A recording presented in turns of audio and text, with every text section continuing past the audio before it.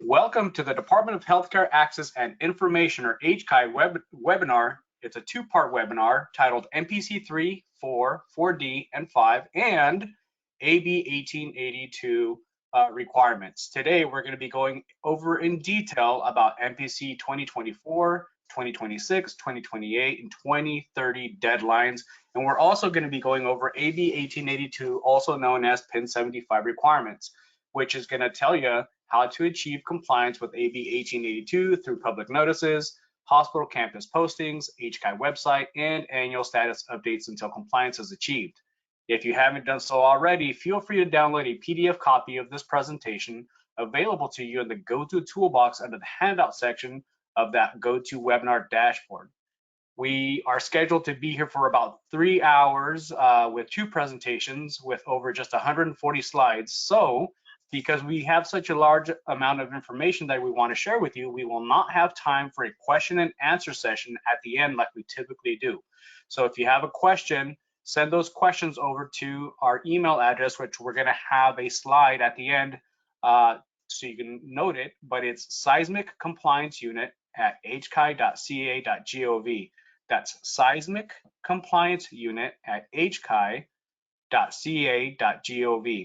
If the presentation experiences transmission difficulties, please log out and log back in using the same login information sent to you by the GoTo software when you registered for the presentation. Today for a presenter, we're going to have Mr. Ali Sumer, Supervisor of the Seismic Compliance Unit here at HCI. And in the background, we're going to have other HCI team members answering questions and asking you to submit your questions to that email address, which we'll provide to you if you do type in a question in that GoTo questions section. So once again, thank you for joining us today. We hope that you enjoy the presentation. And as I mentioned to you, we're going to be going over MPC 3, 4, 4D, 5 requirements, as you see in this slide here, and for general acute care facilities, AB 1882 requirements, also known as PIN 75 requirements for hospital safety, Seismic Safety Act, public notices, and annual status updates reporting requirements. So next slide, please. In coordination with the AIA, you will be able to self-accredit for a total of 3 AIA continuing education credits by attending this presentation all the way to the end. You should note that multiple staff members from one office should register individually to receive separate login and certifications. A certificate of completion will be emailed from GoToWebinar to registered attendees who logged in and attend this webinar to the end. Certificates will not be available from HCI. Also, as we get ready to go into the presentation, the first part of the presentation is going to be covering MPC 3, 4, 4D, and 5 requirements. So, Ali, if you're there, the presentation is all yours. Thank you so much, Cesar. Good morning, everyone. So Cesar basically laid out the plan for this morning. So there will be 2 parts, and we'll take actually 2 5-minute breaks in between, so that we'll have some break in between. So there are a lot of slides that I will be showing. So please download the handout PDF. So that will help a lot. I'd like to first thank Seismic Compliance Unit, my group. They put a lot of effort into these things. Patrick Rogers, Kamal Kalsi. So I'd like to thank them. All right, I'm gonna just jump in. So buckle up. This will be a fast ride. Let me first start with hazards. Why do we do all these seismic ratings? We all know California is a seismic state. We experienced Northridge earthquake. No need to tell all the details, but that 6.7 magnitude earthquake caused structural and non-structural damage. There were a lot of data that was collected. Buildings were red tagged, yellow tagged, and a lot of information came out from this earthquake. Again, this was an earthquake a few decades ago, but more recently, another earthquake happened in Turkey, which we learned a lot. So why are we interested in the earthquake in Turkey? So the one reason is the seismicity is very similar. If you look at the country, very similar to California. It has many fault lines, some major, some minor, but the whole country is in high seismic zone. North Anatolian Fault basically crosses the country, and then there's the East Anatolian Fault and many little fault lines in between. So if we look at California, this shows all the active faults around the state. And this shows the slip rate. Basically, this shows how much it's moving every year. So there are a lot of fault lines around the country, around the state, that is causing a lot of hazards around different regions. San Andreas Fault, the most famous one, runs all across the state, and it moves around inch and a half every year. If we put these two together and scale it to true scale, Turkey is just a little bigger than California. For this presentation, the most interesting thing is the fault line that the North Anatolian fault line in Turkey and San Andreas fault in California, they are very, very similar. They are not only similar in shape, but also the slip rate, age, length, and straightness. It mimics so closely. So that's why we say the seismicity in Turkey is very similar to California. So whatever is happening here has a very similar potential in California. The earthquake in Turkey that happened a couple months ago happened in the smaller one in the East Anatolian fault line. So that was a 7.8 magnitude event, and it basically affected a big portion of the country. And with all these big earthquakes, it's not just one shock. So it follows with many subsequent events. And that's what exactly happened. So after 7.8 magnitude event, 11 minutes later, 6.7 magnitude event occurred. So I just wanted to pause here a little bit. 6.7 is what Northridge magnitude was. So this size and I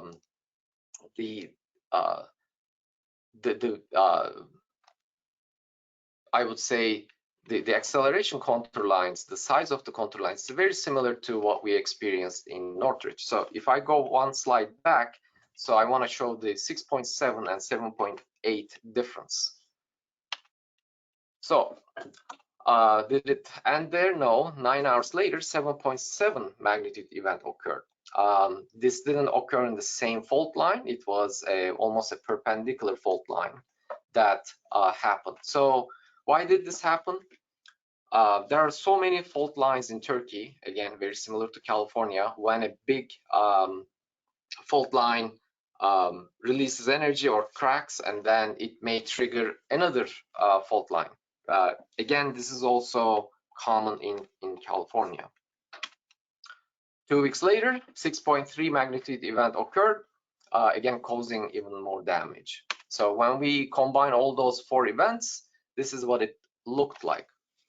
Now, why are we all mentioning this?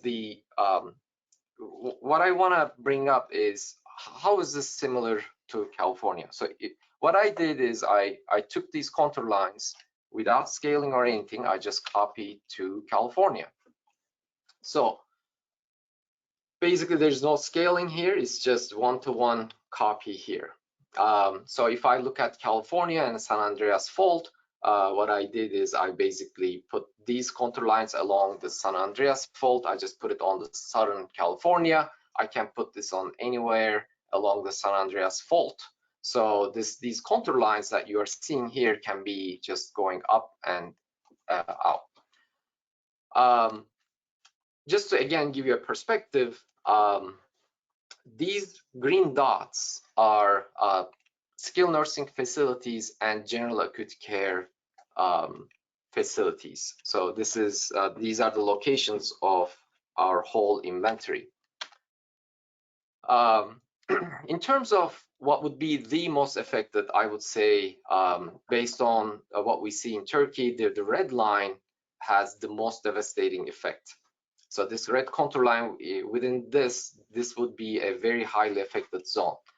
Orange and blue, the effect goes lower. That doesn't mean that these don't get damaged. It's just the damage is a whole lot less.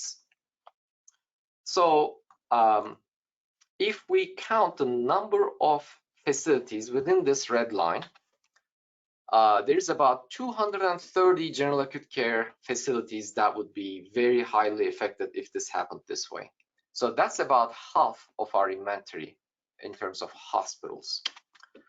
Skilled nursing facilities, 620 out of 1132 skilled nursing facilities will be highly affected. And then there's couple hundred more in the lower affected region. So if I slide this up, then the Central Valley, Coast, and San Francisco, Sacramento, it will all be in the zone of this red contour line. What I'm trying to say is when a big earthquake happens, then a lot of facilities will be basically experiencing a lot of issues. So how likely can this be? Well, USGS has published a lot of studies about that. Again, their fact sheet on their website looks at two different scenarios, one in Southern California and one in Northern California. In Southern California, a magnitude 7 event is 75% likely in the next 30 years. 7.5 is 36% in the next 30 years.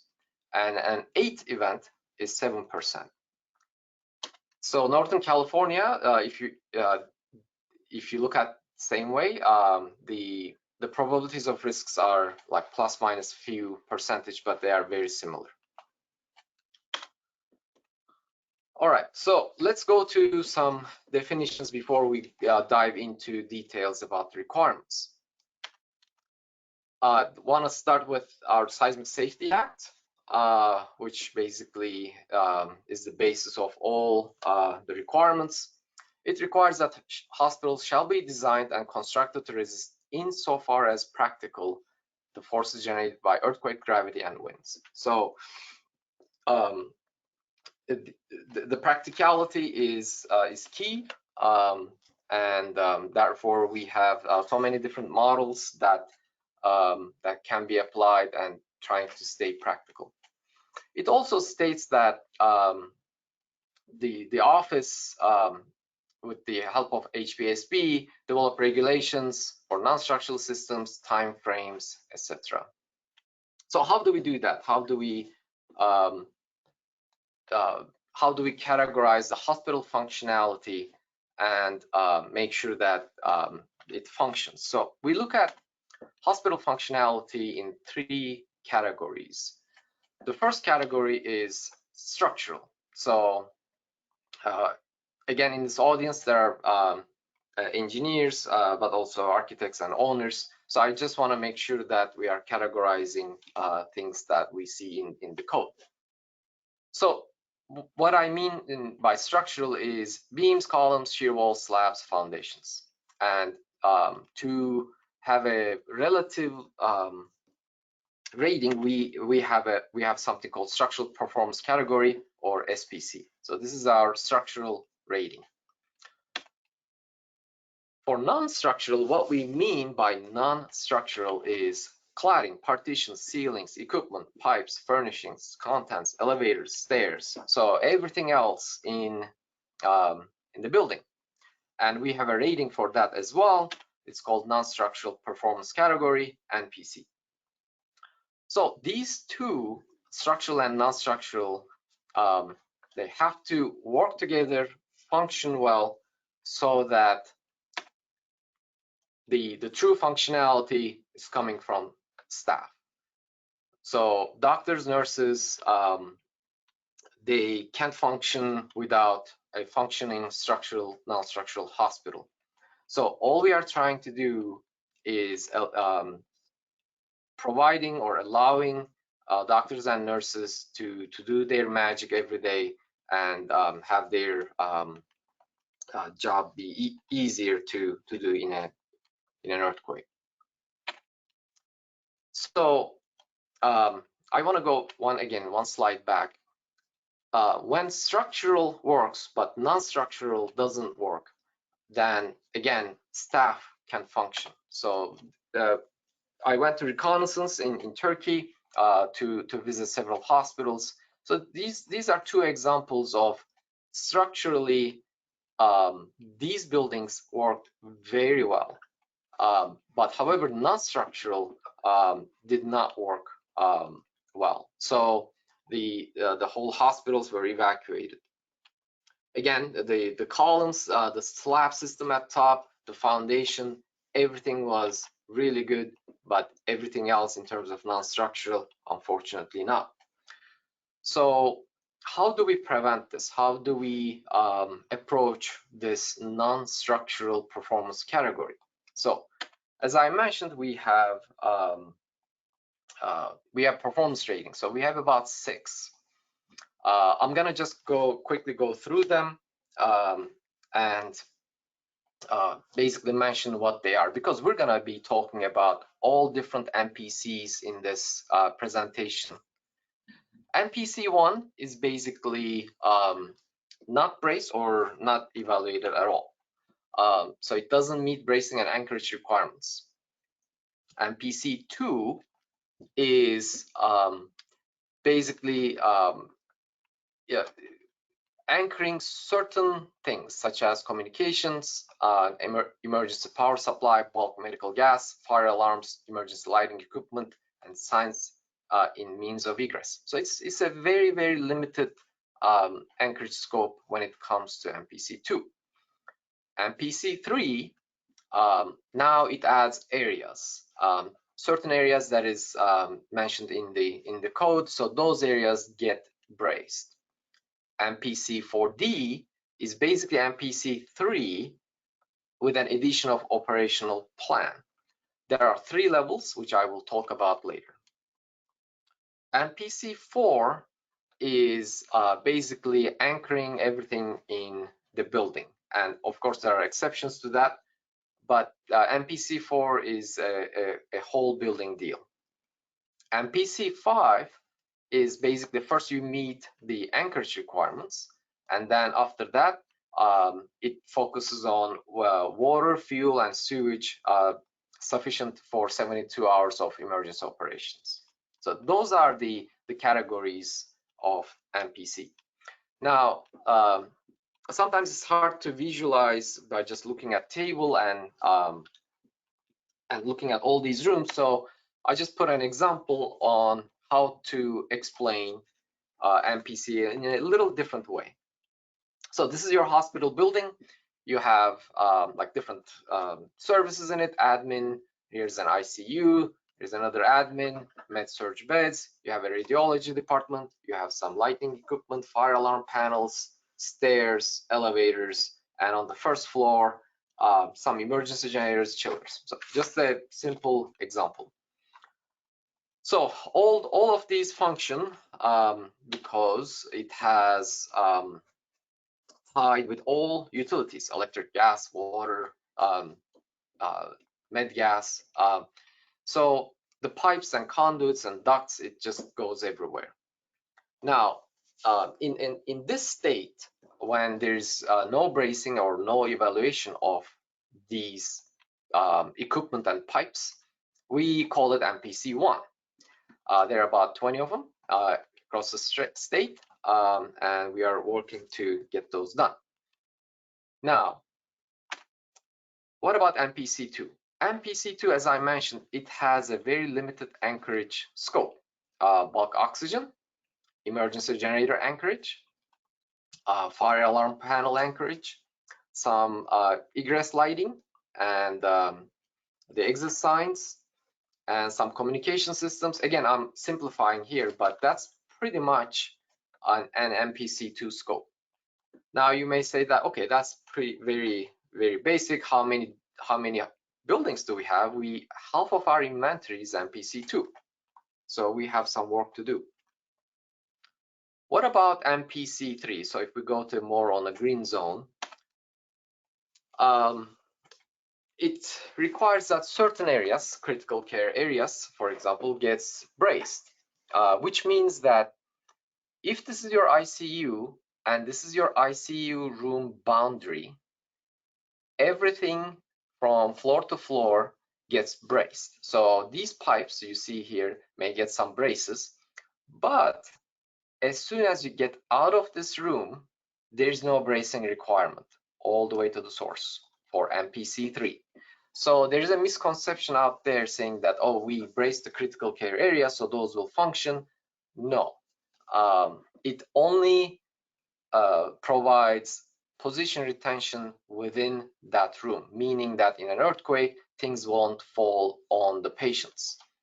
That doesn't mean that things will function in that room. It's just things are braced within this room.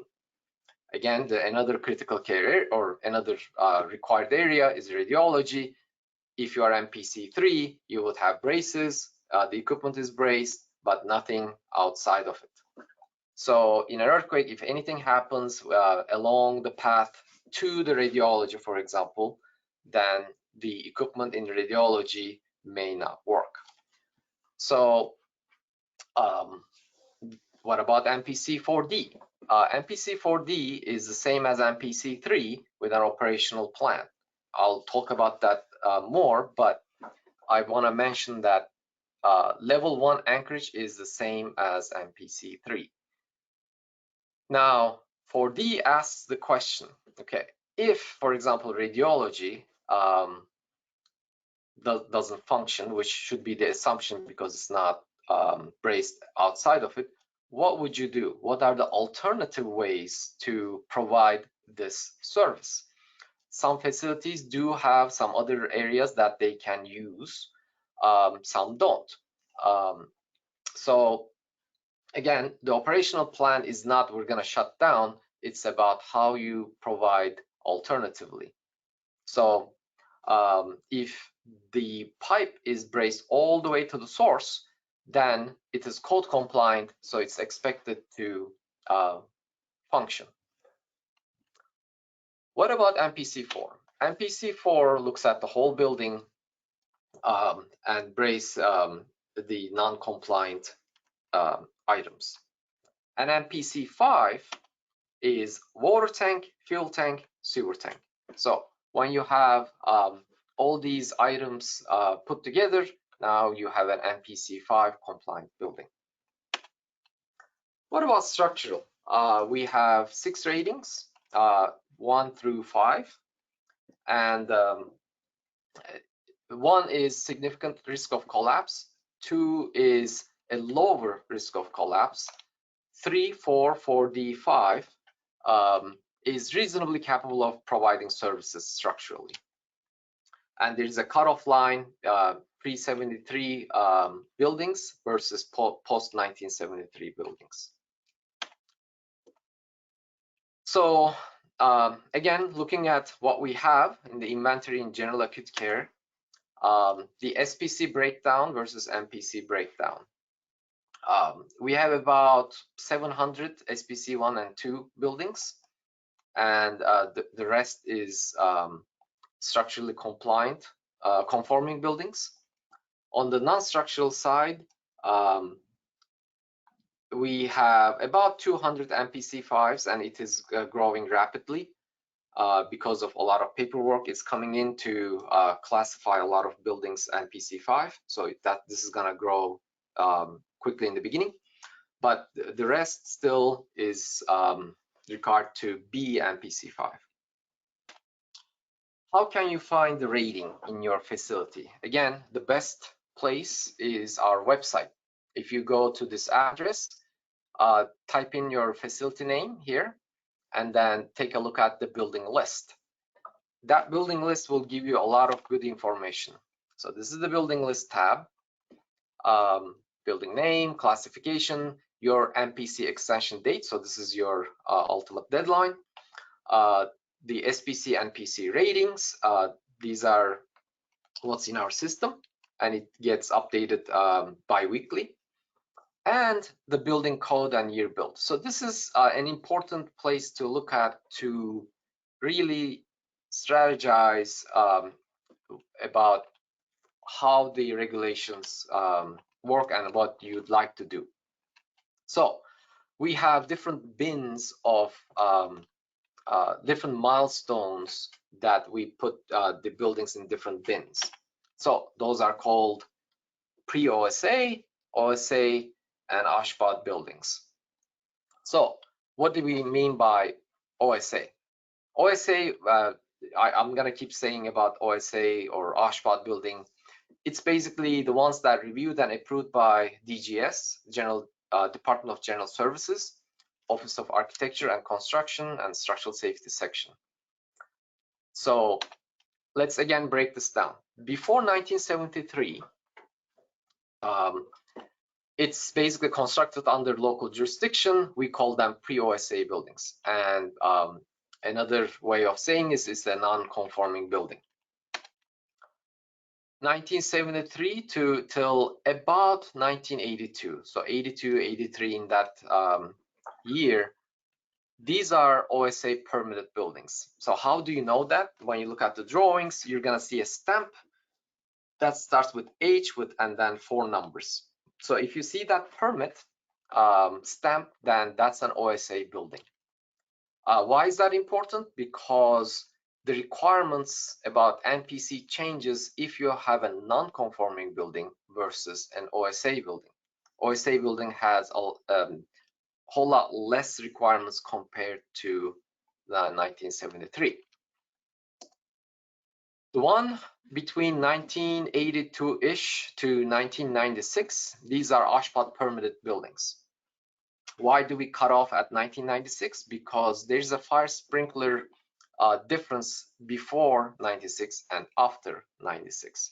So these are OSHPAD permitted, so structurally they are compliant. Non-structurally, it needs some fire sprinkler evaluation.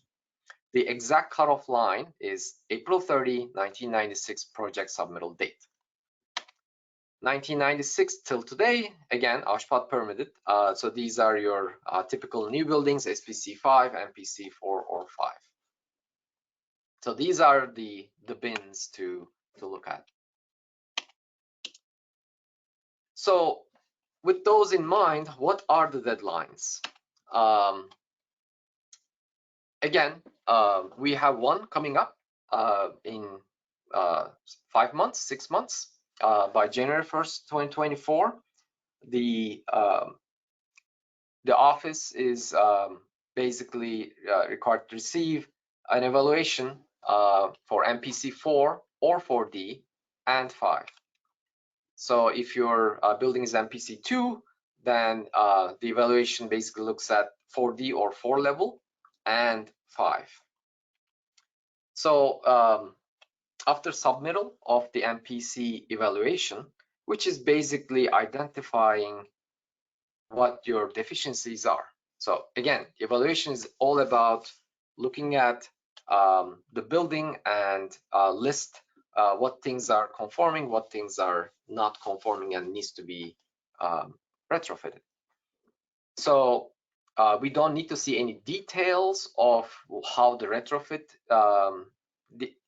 looks like, none of that. It's basically what is deficient, what is not deficient.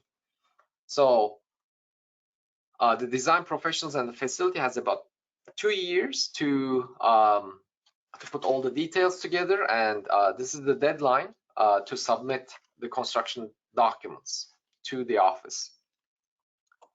So another 2 years is the deadline to obtain a building permit and to begin construction. So if this deadline is missed, then the office basically will block permits other than seismic compliance, maintenance, or emergency repairs. There are some other exceptions. Please take a look at California Administrative Code Chapter 6. By January 1st, 2030, the general acute care buildings shall achieve MPC 5 rating. There are some other intermediate deadlines. One of them is about MPC 3 compliance deadline. So most of the MPC 2 buildings in our inventory belongs to what we call seismic design category D, and the deadline is 2030. These are in high seismic areas. There is also something called seismic design category F, and this is a very high seismic area. And because of that, the code requires the MPC 3 compliance by the end of this year. The previous deadline was 2020. It got 4-year extension, so this is the current deadline. How many MPC 3 buildings do we have that is in seismic design category F? There are about 56. There are not many of them out of 1,800. We are working with those facilities to get them to 3 by the end of this year. Well, what about buildings that will no longer provide acute care services beyond 2030? You know, do you have to do all of these things if you're not going to continue with that building beyond 2030? Well, first of all, no, you don't have to comply with all those evaluations because it's not going to continue beyond 2030 if that's the plan. But we need to know what the plan is by January 1st, 2024. So if the facility is certain that they don't or they plan to take the building out of general acute care, send us a letter with a plan saying that this building will be removed, so that we put that building on another track in our system, so that those MPC deadlines won't trigger. By 2028, we want to make sure that it's going in the right direction. So removal of acute care services project needs to be there to make sure that that building will be taken out of the general acute care service. So 2028 is a deadline to get those separation done, or the construction documents submitted and the construction start to get that separation done. Now, let's look at some specific MPC ratings. So I'm going to talk about MPC 3R and versus MPC 3. And you may say that, wait a minute, you never mentioned 3R before. So is that a new rating? No, it's not. Basically, this is a rating in the past. Mostly, this rating was brought for the buildings that were destined to be out of general acute care services. So it's basically a rating lower than MPC 3, which use the importance factor of 1. We typically use 1.5. So if you have any building that is designated 3R and continue general acute care services beyond 2030, those buildings need to be upgraded to importance factor 1.5, which is MPC 3. How many buildings are there in our inventory? There are about 32 buildings. It's not many, but again, those need to be considered. Now let's look at MPC 3. So that's the majority of our MPC 3 cases. Basically, the building needs to meet MPC 2 first, and be braced. These areas needs to be braced in the MPC 3 scope. What are those things? Critical care areas, which has a whole list of items such as ICUs, cath labs, etc., etc. In addition to critical care areas, there are clinic lab service spaces, pharmaceutical service spaces, radiology, central and sterile supply areas. when we say these areas and spaces, sometimes we get these project-specific questions saying that how much of the area is included? Like, is it like, can I do a couple rooms in pharmacy? Can I do only certain rooms in the laboratory? And this is one of those questions in those example projects. Basically, the answer is no. The whole department is the boundary of MPC3. So again, nothing is black and white. If you have any questions about the boundaries, please contact us. Then we can help you on the boundary that you are proposing, if that's acceptable or not. What else is in MPC3?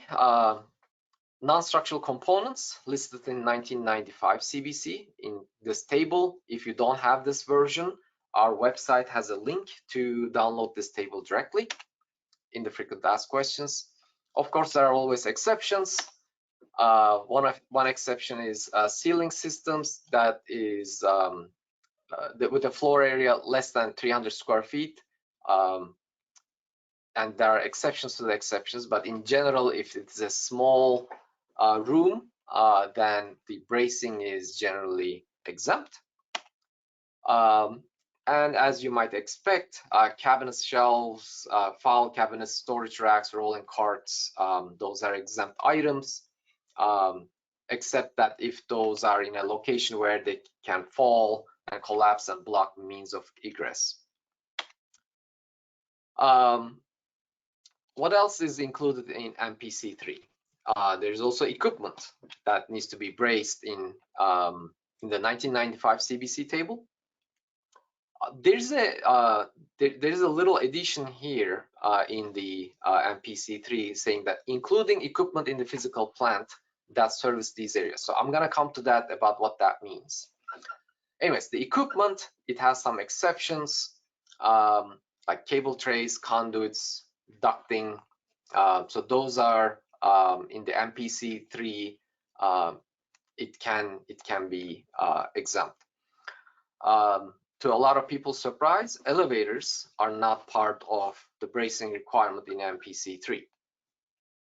Tanks and vessels, if you provide flexible connectors and there are some movement requirement, those are also exempt.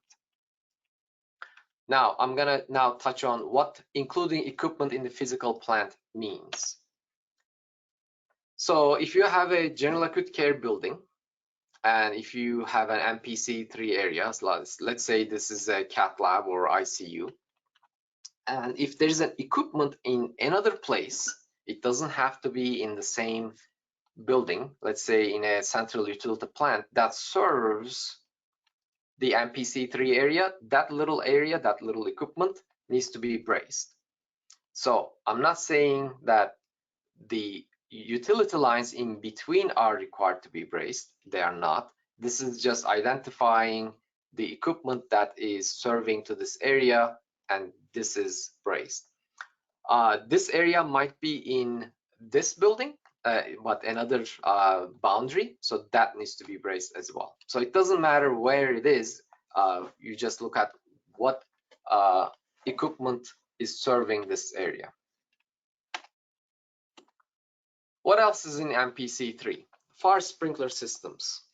So if anything out there is installed per NFPA 13 1994, then it's MPC3 compliant in terms of fire sprinkler systems. Now the question then comes, again, this is one of the project example. Well, we don't have fire sprinklers in this building.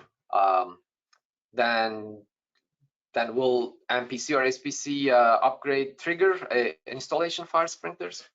No, it doesn't. So if you don't have it, then there's no requirement to trigger to put fire sprinkler in.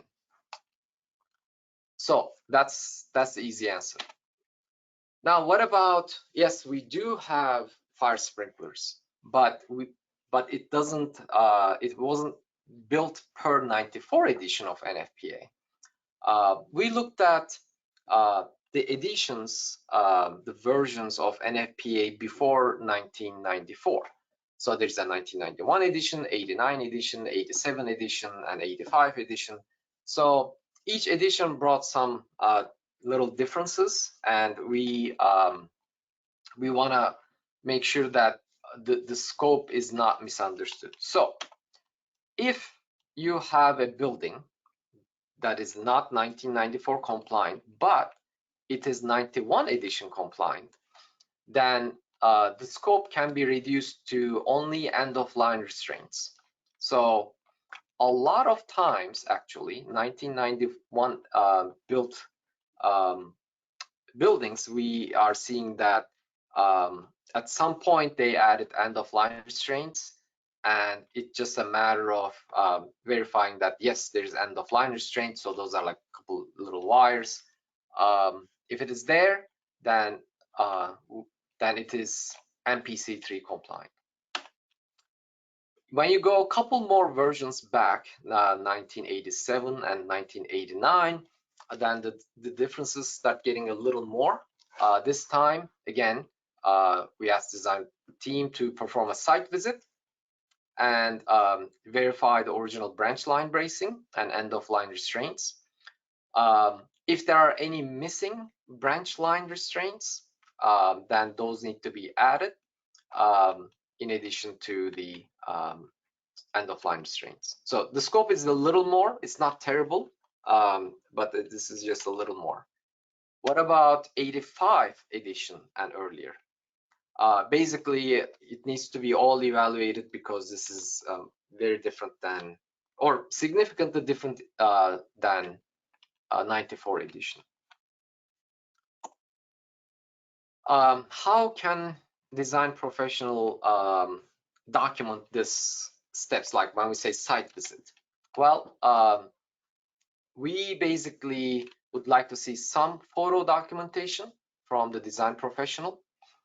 We are not asking any detailed drawings from the design professional. We are saying that, okay, you go to the site, you have an existing set of drawings, and you documented that certain this many places, and if you give us a statement saying that yes, you have seen the end-of-line restraints, for example, and it complies with 94 edition for end-of-line restraints, then we accept that.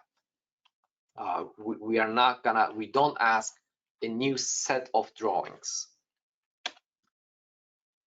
The design criteria for anchorage design, where new restraint or bracing is placed, the anchorage design shall meet current CVC. There's no surprise there.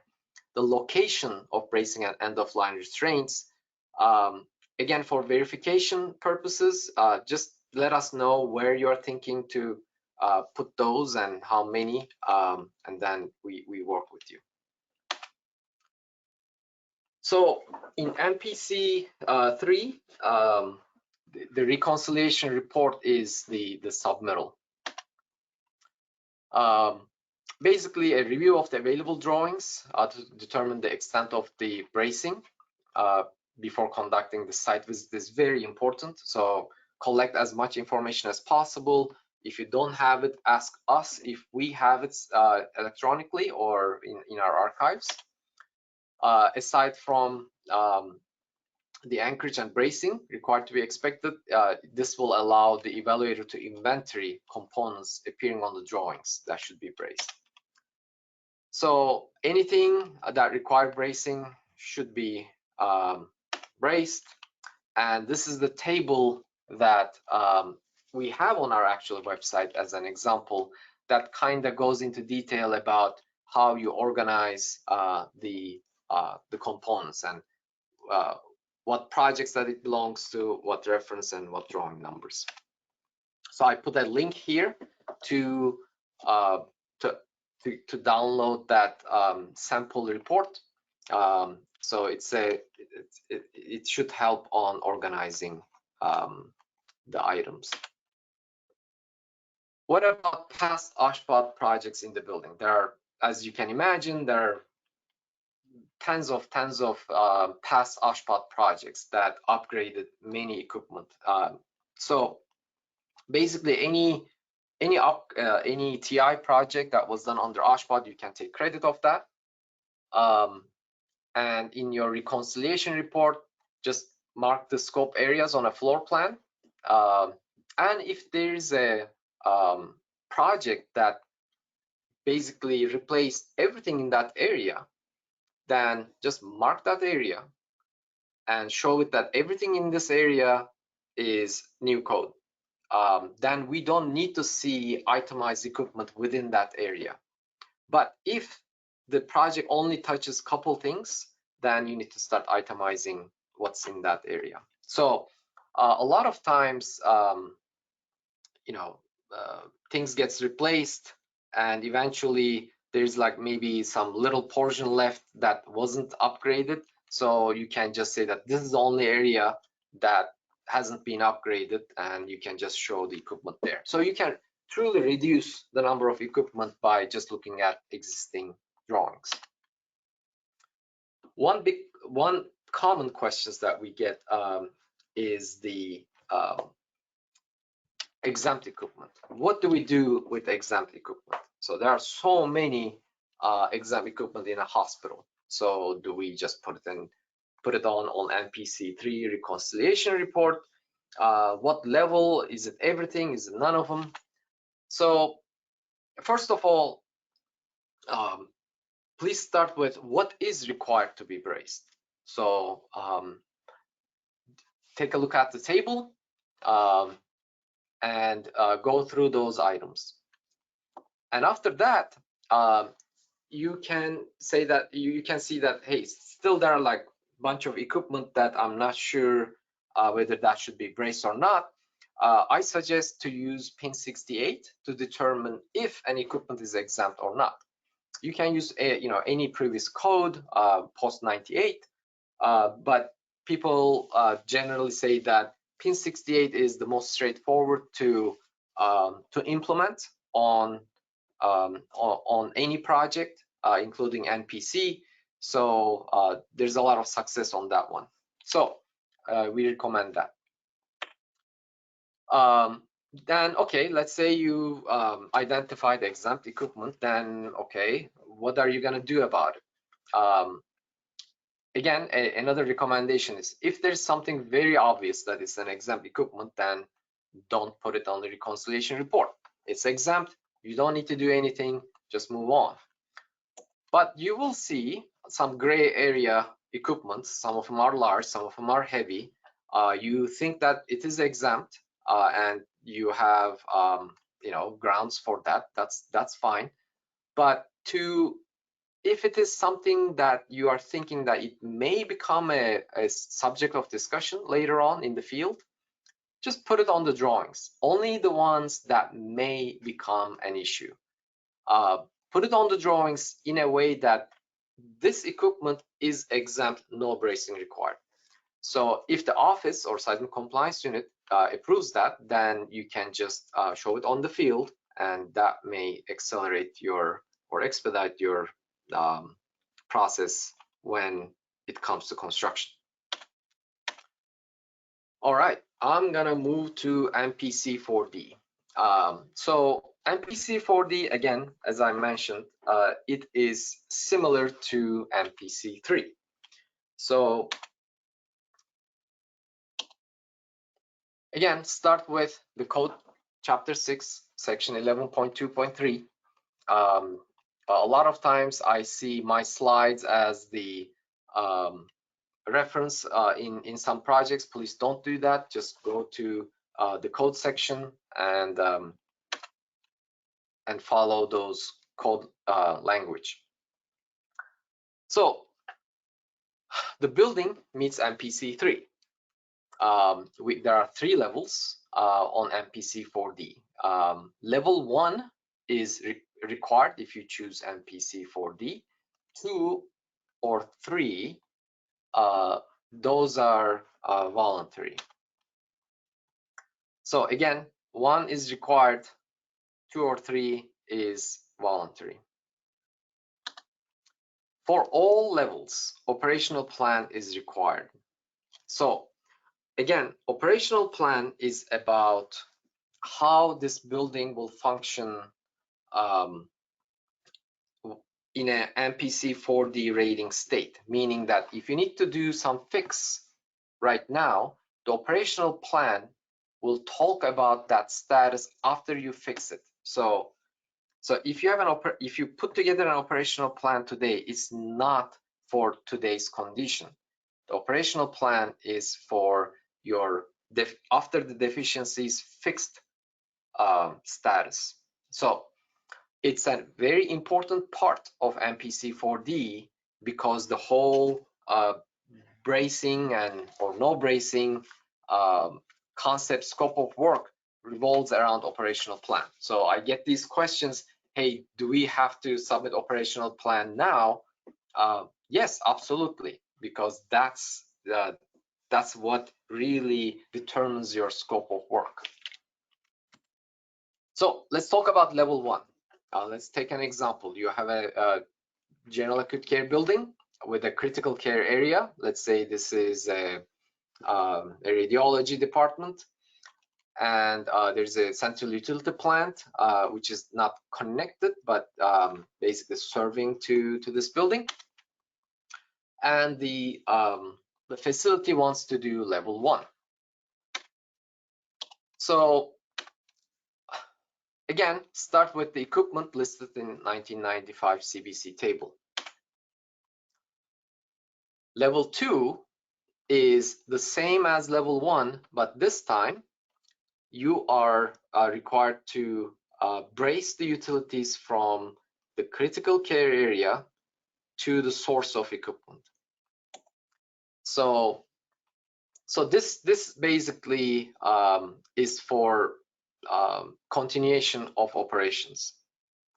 I want to point out that when the utilities are braced from source to critical care area, the facility does not need to state that this area will work. No, this basically all we can say is this is code compliant. So nobody can guarantee that everything will work if it is braced. So it's basically takes the statement from the operational plan that this area won't work. So again, level 2 is a great approach to really go from the source to the critical care area so that this area will have a very good chance of functioning.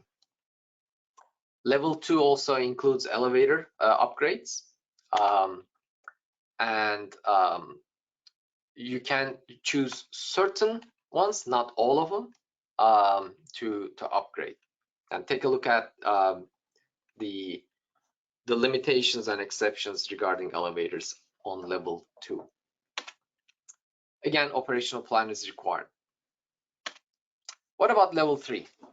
Level 3 is basically a level 2 with the critical care areas and MPC 3 areas and more, meaning that more departments that the facility is choosing, they can put braces or include those areas in the bracing scope. Now, again, as I mentioned, operational plan submittal of it is required when you do the evaluation. A big advice to the facilities, when a design professional is working on an operational plan, please be very involved in that operational plan statements. So basically, work closely with the design professionals. Don't let them make their own assumptions about your facility. You know your facility best. So we had some cases where the design professionals made a lot of misleading statements about operational plan, and the facility was not happy when that was submitted. Please keep in mind that these operational plans will be published on our website for anybody to download. The operational plan has to be an owner-approved plan.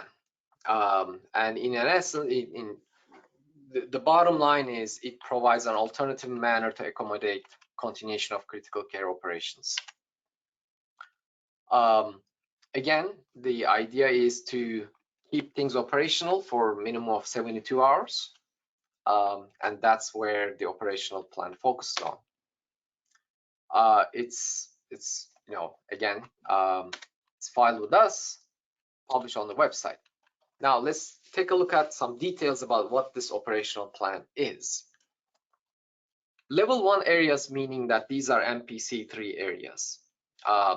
So when you have critical care areas, these are the specific requirements that come into picture. So the one thing is basically finding out the existing drawings for those critical care areas. Routing utilities is basically document searching. Once you have that, you start taking a look at, okay, what are the materials on hand to make necessary repairs? How can you prioritize restoration of essential electrical system? Do you have a plan to maintain the areas in operation? And is there, as a last resort, is there an arrangement to transfer the services in the event of hospital services are not operational or cannot be made operational immediately? Most facilities that we reviewed, they do have this plan already, but they don't have the first 4 yet. So it's a conversation and it's a preparation. Early on, when there was a question about one of the example projects about, okay, we're gonna show the utilities, but how much are we supposed to show? Like, is it every single utilities that is going in and out? So the answer to that one is it would be best if you show everything, but again, oftentimes that's not practical. So we have accepted to only the utility items that are not exempt. In other words, the little pipes and ducts and conduits that are exempt from bracing, we don't need to see them. So they are technically compliant because they are small, they don't need bracing. So since they are compliant, we are not, quote unquote, expecting failure in those utilities, although it may happen. What else is in operational plan? So again, go to California Administrative Code to look at all the details. But in a nutshell, for central sterile supply, dietary, pharmaceutical, water supply, and medical gases, the facility should start looking at, okay, do you have means to obtain additional medical equipment and supplies, food, these services, if it becomes unusable or unavailable? So how would you make sure that this is something that you can continue? Another item is e-power. Again, there's a list of questions. A lot of times the e-power is there, and it's just a matter of identifying how reliable e-power you have. Do you have enough fuel? And quite frankly, most facilities do have 72 hours and sometimes 96 hours of fuel. Not because of earthquake, but they experience power shutoffs more often than the earthquakes. One little thing that is typically missed is stat lab and blood banks, whether they are on e-power or not. So oftentimes they are not. So please make sure that your stat lab and blood banks are tied to e-power. Ventilation, these are generally easy questions, so I'm not going to spend too much time. It's basically knowing where things are. And a lot of times facility guys, the maintenance crew, they know where things are, and they know how to shut things down or put a temperature up or down. So it's just there are some good advice here, and this should go into your plan about in an earthquake, what are the steps that needs to be taken to make sure that the ventilation is sufficiently working. Waste disposal is another one. Again, with the increased waste good, what plans are in place? All right, let's take another example. Let's say there's no critical care. There's no critical care area in this example building. No kitchen, no areas listed in MPC3. So what do we do? Are we done? Are we good? Well, let's say this building has admin space and med-surg beds. So again, these are not critical care areas. So which means that your level 1 area requirements are not required because you don't have level 1 area. Then we start going through the list. Is there a central sterile supply? No. Is there a dietary? No. Is there a pharmaceutical services? No. Still, water supply, med gas, e-power, ventilation, waste disposal, those need to be looked at for this building. Again, this building is functioning, and these functions will be affected. So there should be some plan on those functions as well, because these will be also affected. Now, there is no additional bracing requirement, but the operational plan should look at the building and evaluate how you're going to approach to this building. Again, MPC 4D is an alternative to 4. Instead of fixing everything, you are not fixing everything, but it requires strategy and thinking about what to do with the people here. How can you continue the operation? Again, water supply, med gas, e-power, ventilation, waste disposal, these are important part of functioning for the building.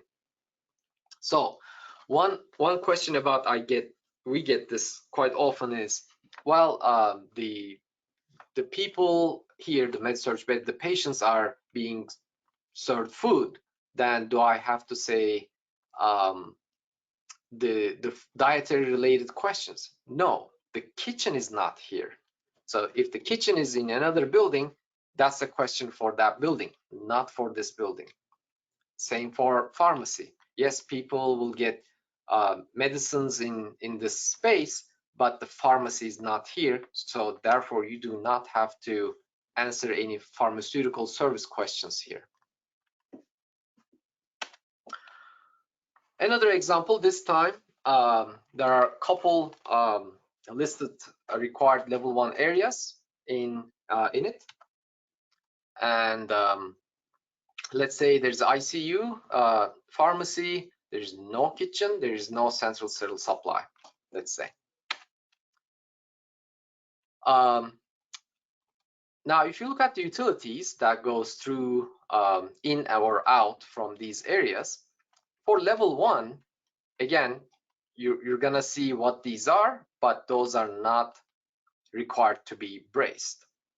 So it is level 1 area document search will be there, but again, no bracing required. So, but these questions need to be answered for these services. Again, going through the list, you don't have central sterile, you don't have dietary, now you have pharmacy and the rest of the questions. So those need to be answered. A lot of times when the facilities look at this picture and trying to come up with an alternative way, especially for ICU, this is difficult.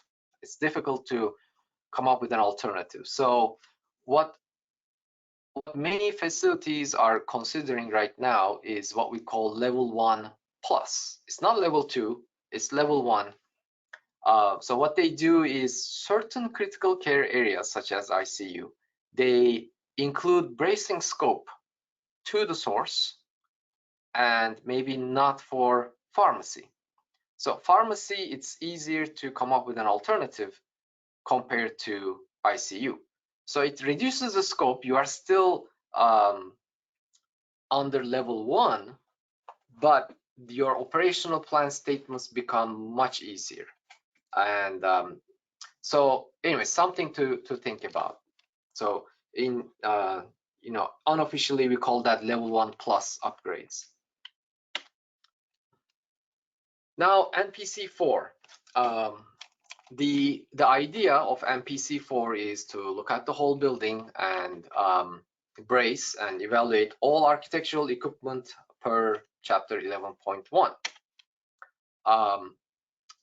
NPC3 area exceptions don't apply. So those 300 square feet small ceiling spaces, you need to go back and fix those.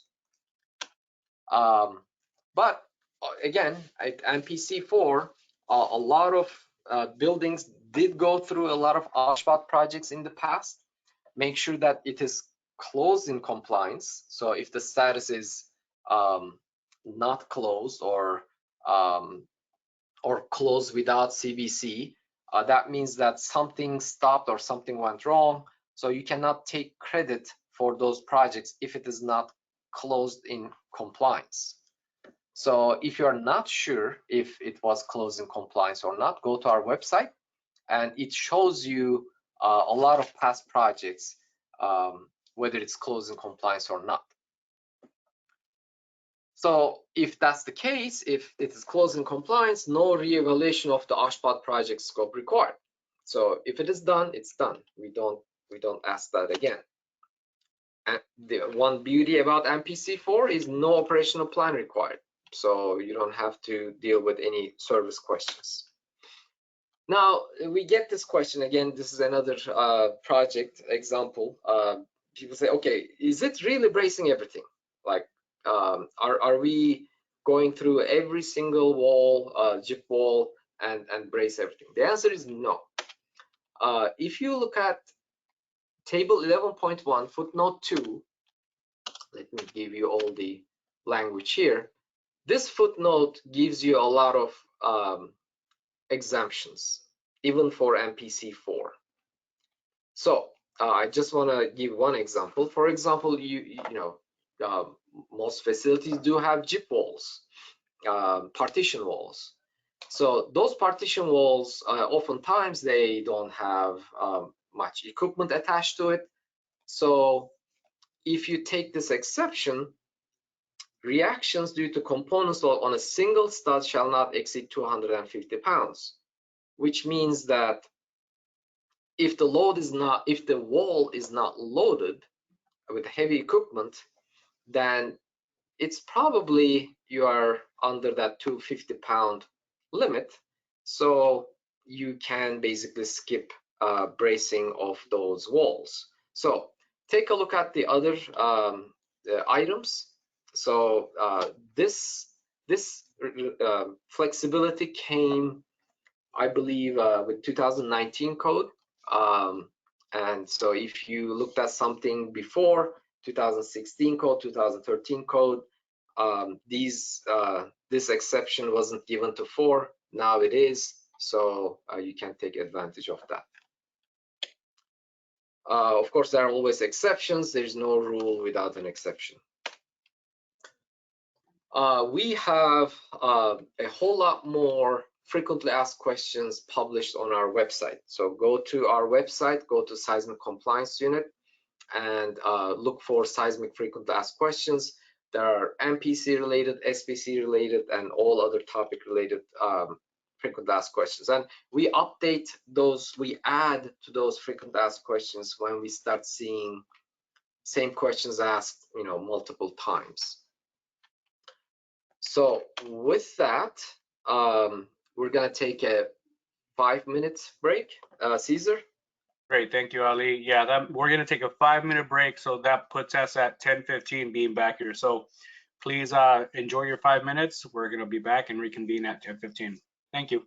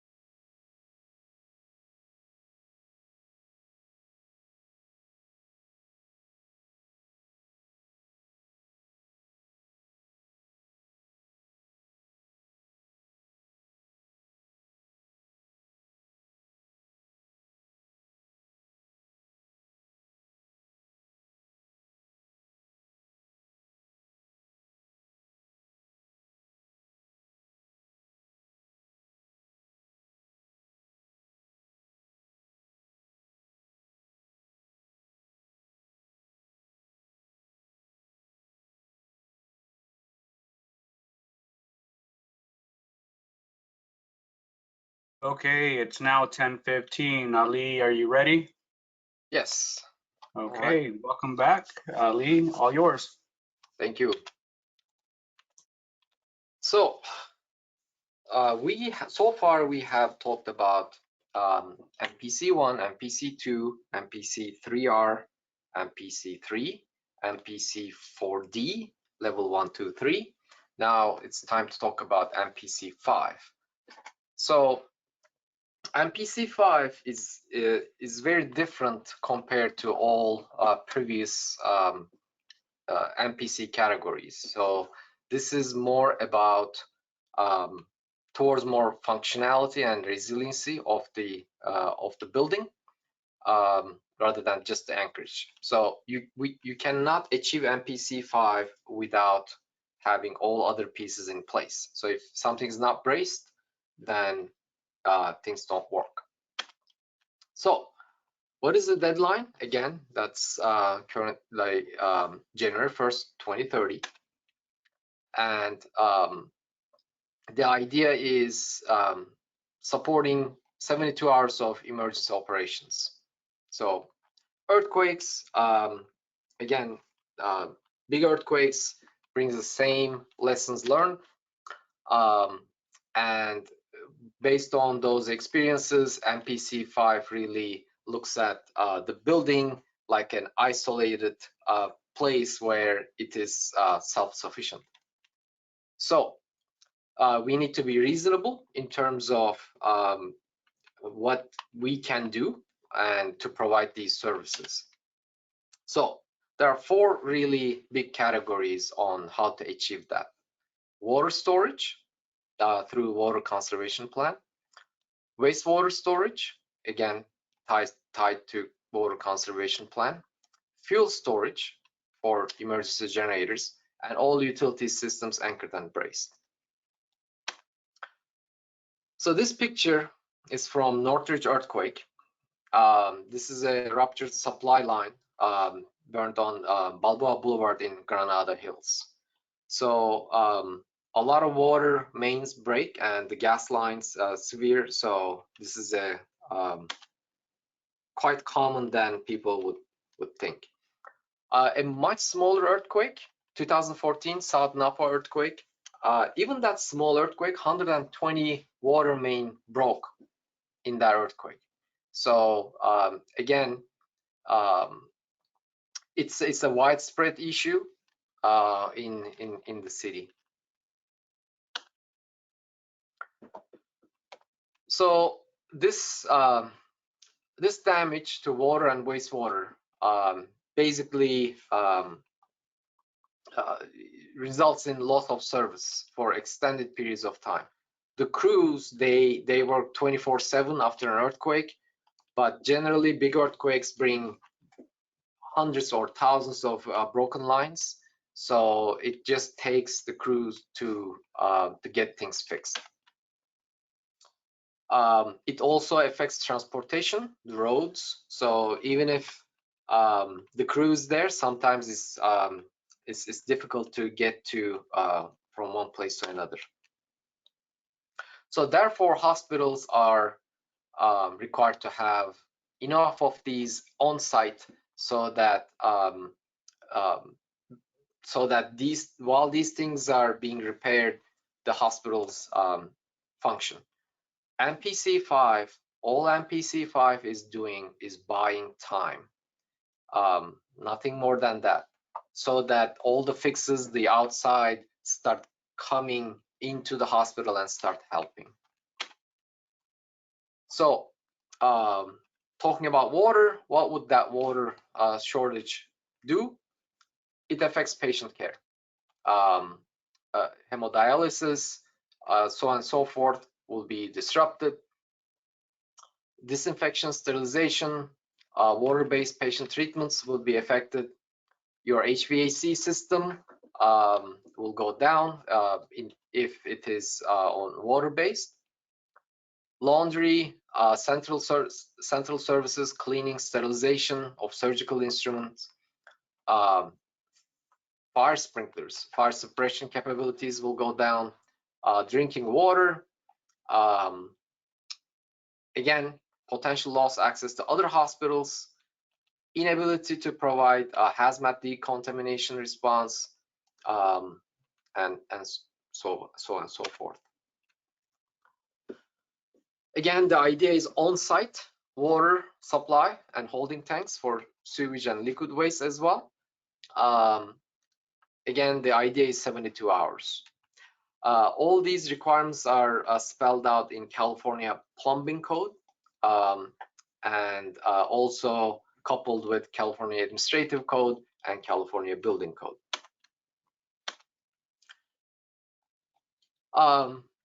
So when we say water, there's really two types of water, or two types of uses of water. One is potable, the other one is industrial. So potable,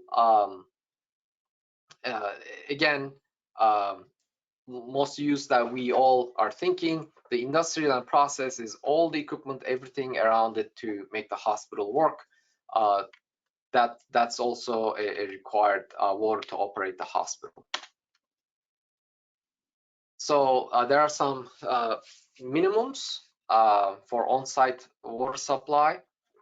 So the minimum says 50 gallons per day per bed for 72 hours. So that's 150 gallons. So that's a minimum in the CPC. And for all existing hospital buildings, again, the deadline to become MPC5 is January 1st, 2030.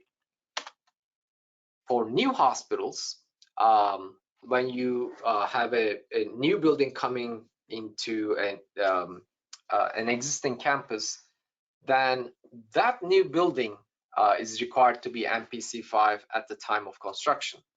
So the deadline for that building only is earlier than 2030. So I just want to make that distinction. So going back one slide, existing hospitals, several buildings, they are required to be MPC5 by 2030.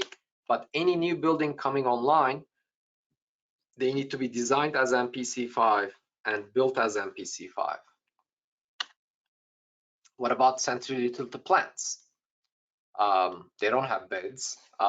So again, they are required to provide water for 72 hours itself and any other new buildings. So they are not required to support the existing buildings on the facility campus when they are built new. But again, that doesn't prevent them to provide water to the existing buildings. It's just, it needs to be calculated in the design. Again, nothing prohibits installation of larger tanks at the time of this new central utility plant construction. There are exceptions, of course. CPC allows some smaller holding tanks where alternative arrangements have been made for delivery of water, and similar for wastewater. Again, all these exceptions, when you are using those exceptions, it requires again approval by HCI and CDPH. The big question is, how much water do you need in an emergency? So that's a big question. There is no one simple answer. Every facility is different, and everybody's current resources are different. So sometimes there are site restrictions, sometimes there, but a lot of times there is budget restrictions. So anyways, it's a very comprehensive question, and the idea of water rationing plan is to reduce the amount of water needed so that the required tank that needs to be installed becomes smaller. So again, water rationing plan needs to be thought out with the facility. It's not just design professionals. So working with the facility, you can come up with a rationing plan. Since it is function related, the CD and required by the code, CDPH's approval is critical. So the minimum volume is there, as I mentioned, 50 per bed per day. But again, it all goes back to the water rationing plan. This is a performance-based plan of a building, how much you can reduce. There's a minimum for potable water, but there's no minimum volume for industrial process. Again, I want to re-emphasize the details in water rationing plan really dictates how much industrial water that you can use. We published a guide to answer some of these questions and help facilities put together a water rationing plan. Again, not a required format, but this helps facilities very much, because a lot of facilities, it's not known where to start. Although the basic requirements are there, it's just how to put together that plan. So we published this A5 guide a year ago, and it has several items in it. Basically, what's basing the water rationing plan is based on normal operating conditions, what kind of sources you have, what are the uses in your buildings. So it asks these questions to help start shaping your plan. And then depending on the function that you can provide, the total capacity comes out from that report.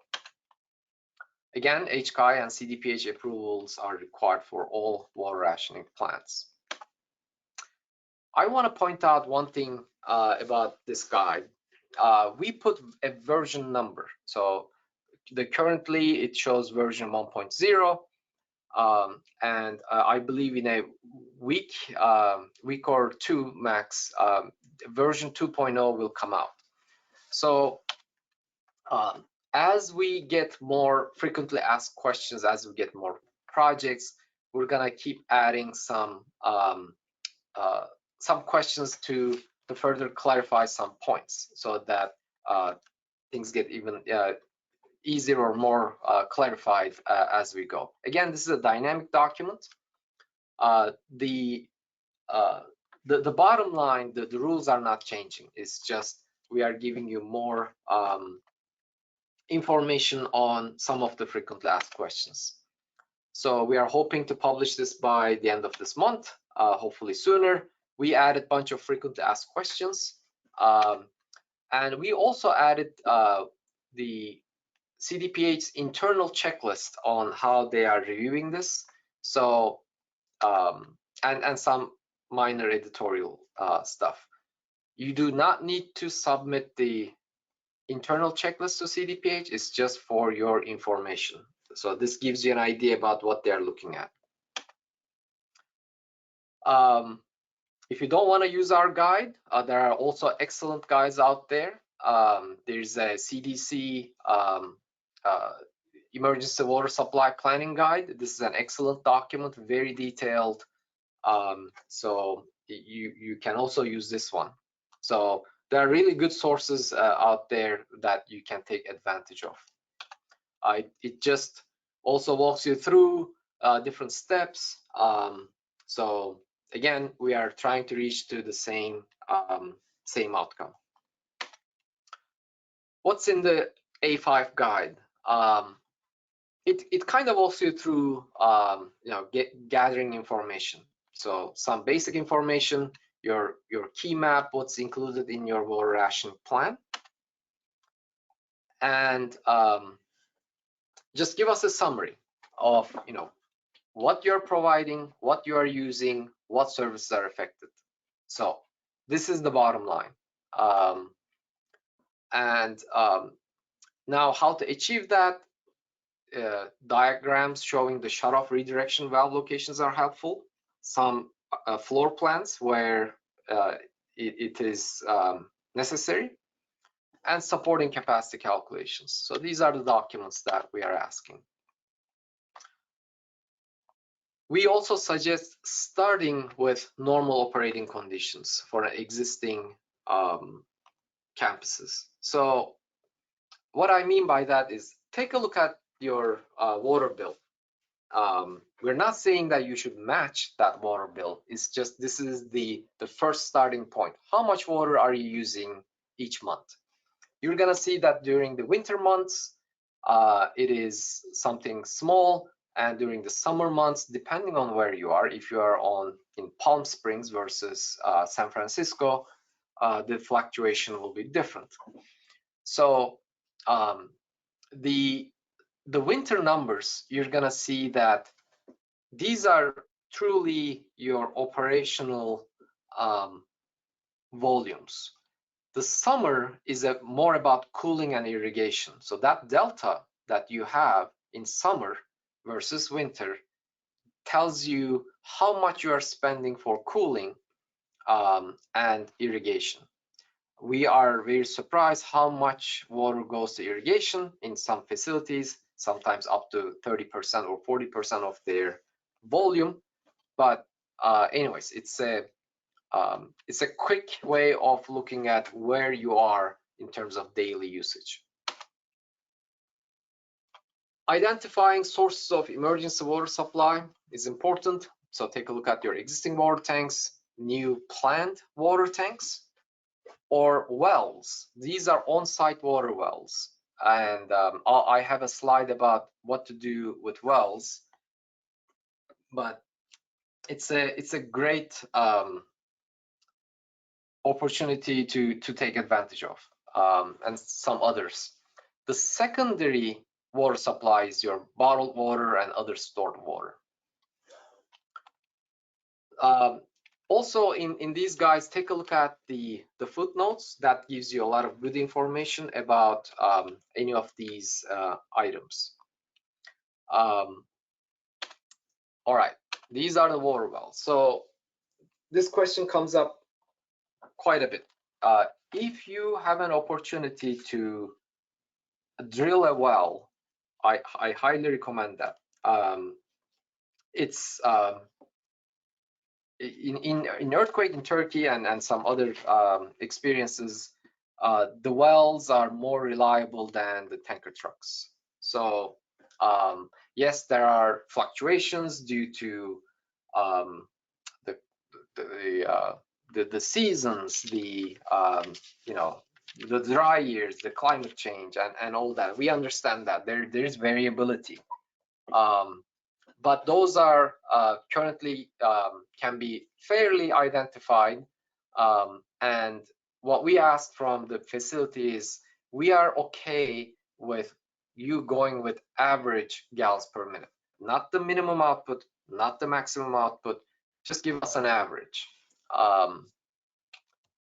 And obviously with water wells, water quality is one of the big issues or questions. So if you have a filtration system that is on e-power with the pumps, and if the water quality is not too terrible to tackle with, it's a very cost-effective solution. Obviously, you need a little holding tank to pump the water inside and then take the water from there because of the variability that we were talking about. Again, in a nutshell, how we are treating water wells is like a tanker truck. So it outputs a certain amount at a certain time. So that's your input into your system. So again, take a look at it. Also check with your local jurisdictions authority about putting a new well in.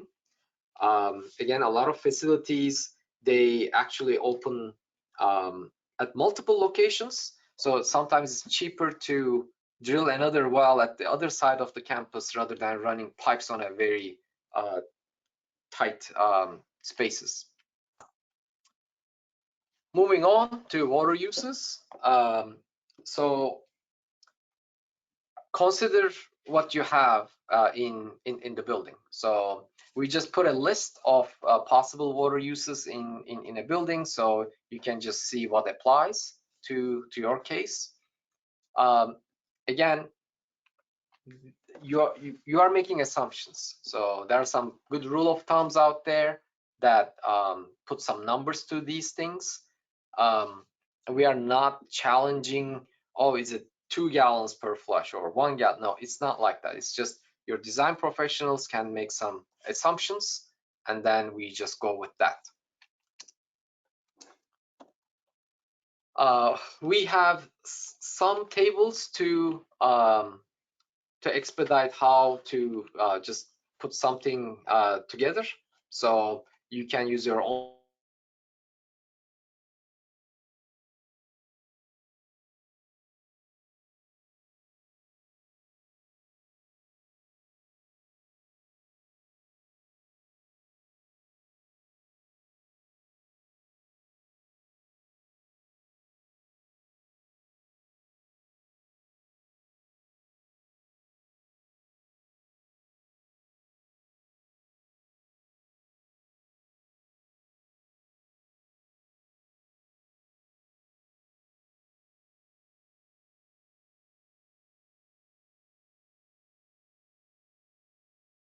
And they can tell you, you know, how many changes per day is happening.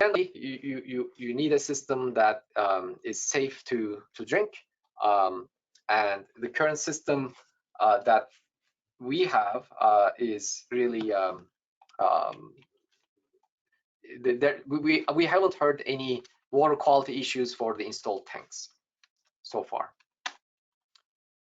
Again, for new and existing tanks, make sure that you have a plan for water quality. And there are testing requirements in Title 22. Again, not us, not HCI, but CDPH. So those quality testings are required to be done periodically. Oh, going back, we are not requiring, or anybody is requiring at this point, a test when the earthquake hits. So because one, you're not going to have access to a lot of things. So what we are asking is designing your system with the quality testing, and if it is possible during the earthquake, then the testing might be a good idea. So right now it is about your daily recirculation and how it's done. If you have further questions about water quality testing, contact with CDPH. They are the authority to tell you what to do. Water replenishment, tanker trucks. So this is a hot topic always in any and every earthquake. So when earthquake hits, these trucks are in very, very high demand because everybody, when the city water goes down, everybody wants water. So so we need some pre-planning to make sure that hospitals get what they need in an emergency. So we need to do few preparations. One, identify the connection locations. So a lot of times hospitals do grow over time, and sometimes these connection locations kind of get lost in between designs, and the tanker truck access to these points start getting not quite feasible. So make sure that you have locations that will allow for placement of a tanker truck. Indicate connections and refill time. If your design is calling for tanker trucks every 30 minutes, that's not feasible. So you also need to be practical on how many tanker trucks that you will be able to get get your supply going. So I would be very hesitant to you know, see or accept a tanker truck arrangement that is less than 1 hour turnaround time. You're not going to get 24 tanker trucks in a day. So contact with the companies, make some arrangements, some contracts. We don't have to see the actual contract, but we need some information from that contract. So please tell us who you are contracted with and who's going to monitor the contract and where are they going to get the water from. So obviously, it's not certain at this point about where they're going to get it, but at least they should have a plan to where to ask. Water pressure during loss of power. So again, everything is interrelated. So when there's a cutoff of utilities, generally the gas, the water, and sewer lines go down at the same time. So the tank, the water needs to be pumped into the hospital system. So the pumps that come with it, they need to be in E-Power to make sure that there's enough pressure for, you know, the sinks, the toilet, and everything to work. So if there's no pressure, then the water in the tank will be basically not usable. Booster pumps may be required on the E-Power system. Now coming down to the bottom line, when all of these things happen, obviously it is very difficult to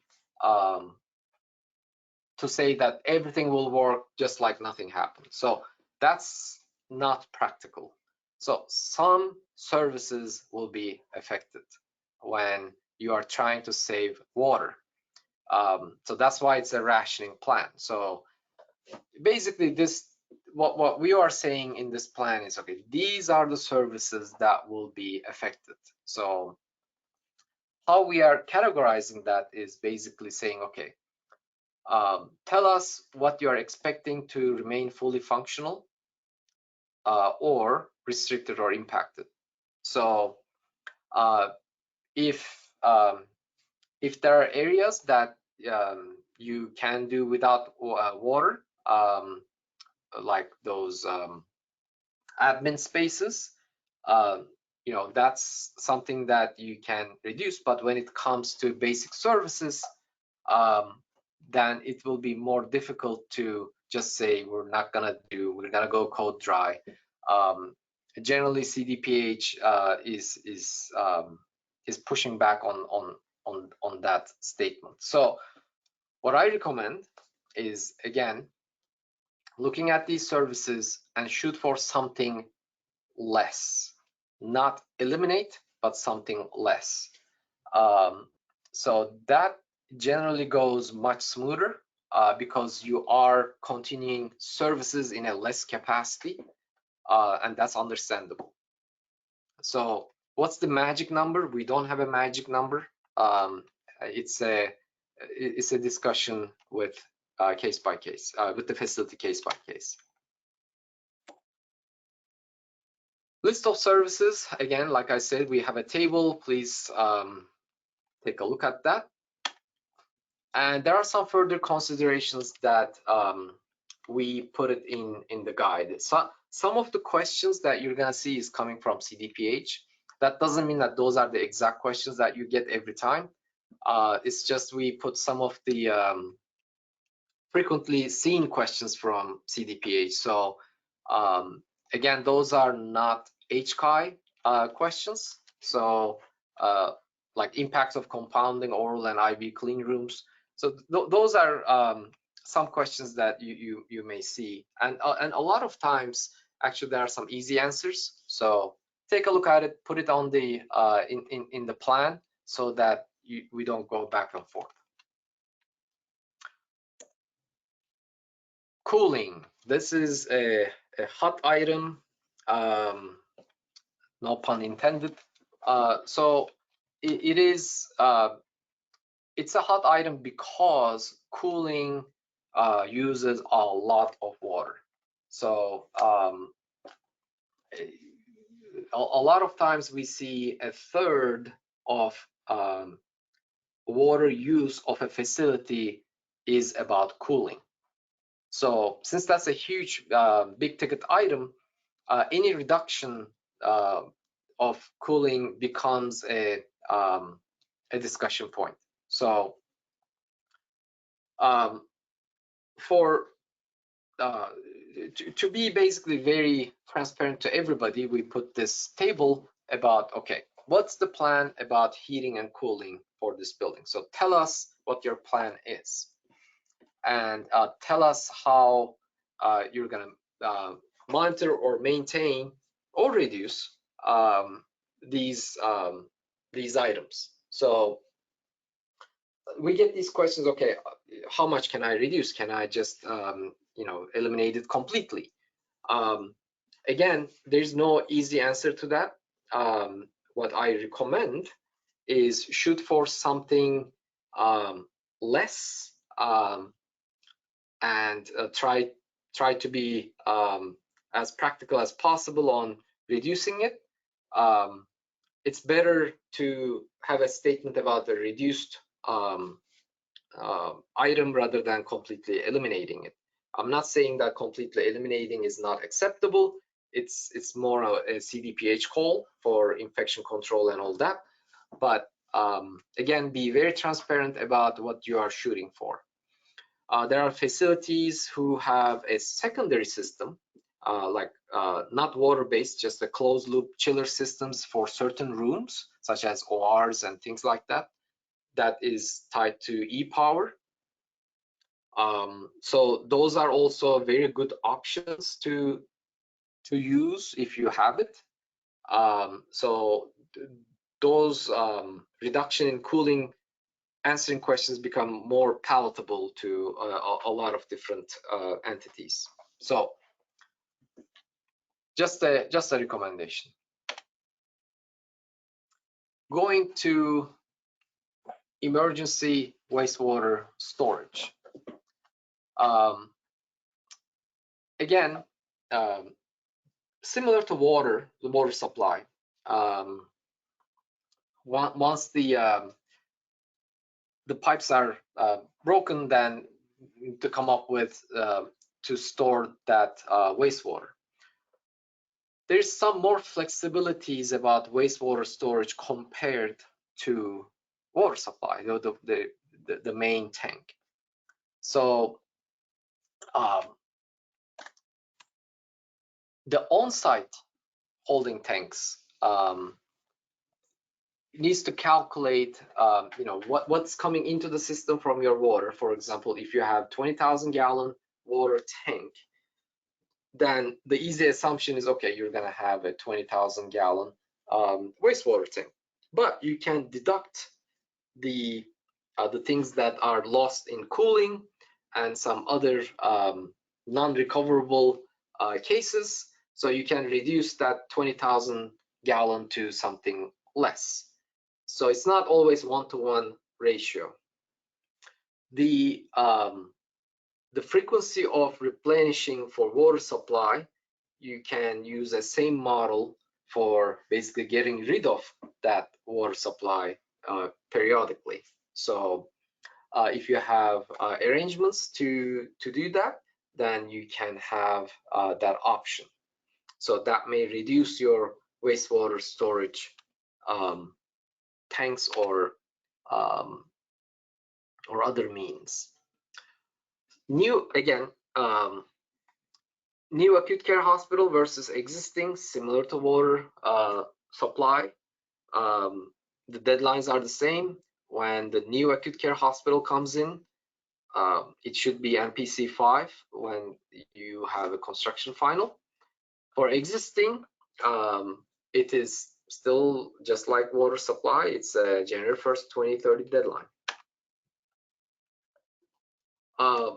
Similar to water supply, the capacity is based on water rationing plan. Now, there are exceptions. One of them is leak-proof bags. So these are basically very big bags that you can store on site.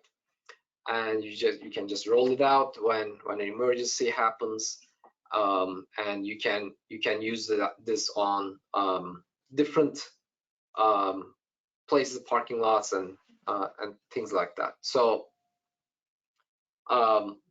again, hookups are important part of things so that you can quote unquote reuse these bags, and depending on how your water rationing plan dictates, but location of leak-proof bags is a whole lot easier compared to water supply tanks.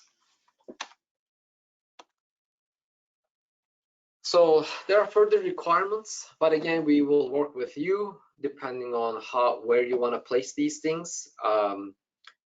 We want to make sure that there's a good plan in place for these leak-proof bags to be stored and executed. You know, obviously, when there's this plan, washing, cleaning of containers, and all that needs to be planned.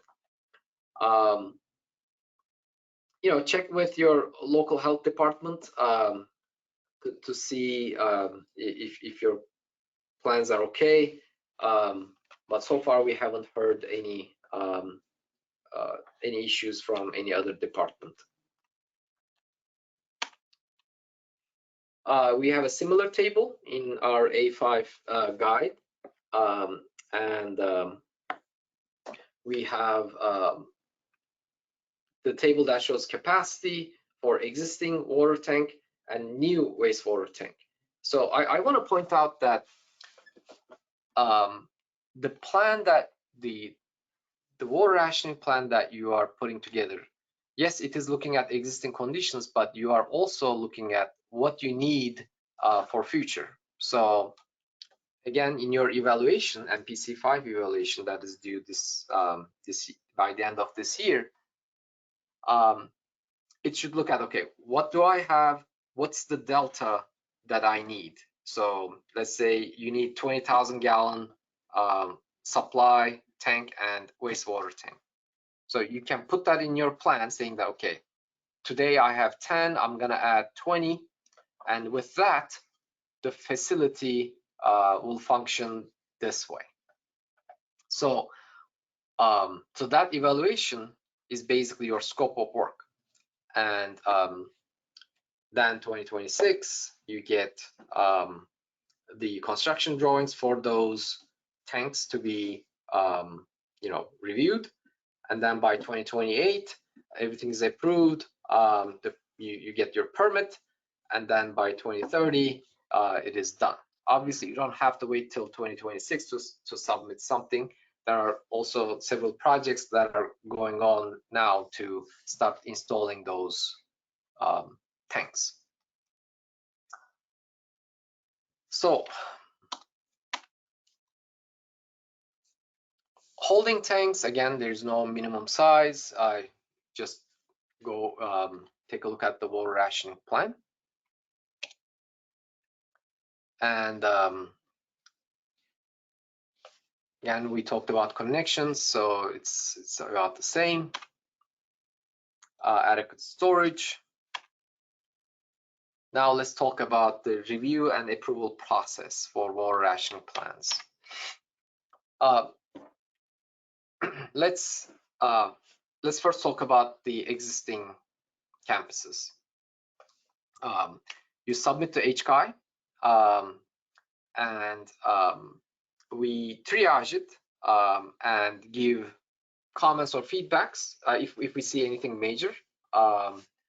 And once we agree with the design professional of record, that water rationing plan, we will send it to CDPH for approval.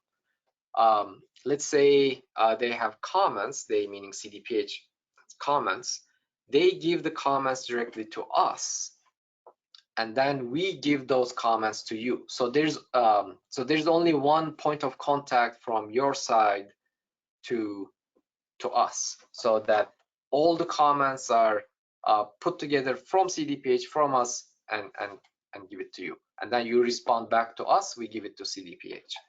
So that This way, there's no misunderstanding about the comments, or we want to make sure that all parties are aware of all comments that are being given. So that's the overall process for existing and new. The difference for existing is existing building applications come to seismic compliance unit. The new building water rationing plan applications go to the HKI region projects, because that's a part of a bigger construction, a new building process. So it can be an H project, it can be an incremental I project. So it might be one of the phases, it can be one of the increments. So whatever it is, it needs to be in this project for new buildings. Again, for existing buildings, this is a campus-wide, every single building. That would be more like an SER or SRU type project. But when it comes to water rationing plan, it's the same process. We send it to CDPH and then get the comments and give it back to you. So once it's approved, then you get a letter about the approval. Then if any construction is needed for existing buildings, then 2026, 2028, 2030 deadlines kick in. If there's nothing else to do, that the existing plan is good, the existing capacity is good, then you get MPC 5 from seismic compliance unit. Earlier, I mentioned that in the A5 guide version number 2, we're gonna get, you're gonna see an evaluation tool from CDPH. So we are adding that. Again, you are not supposed to or required to submit this to anybody.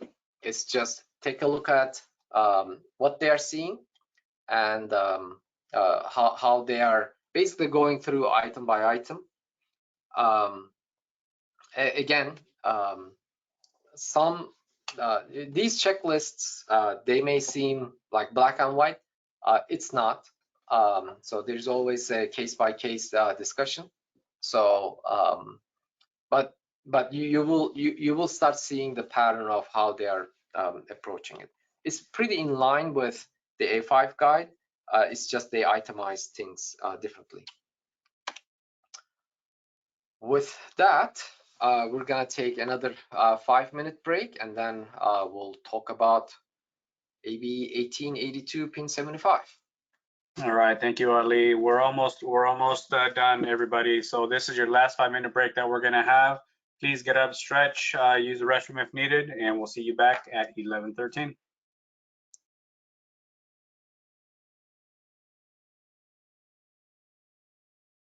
Caesar,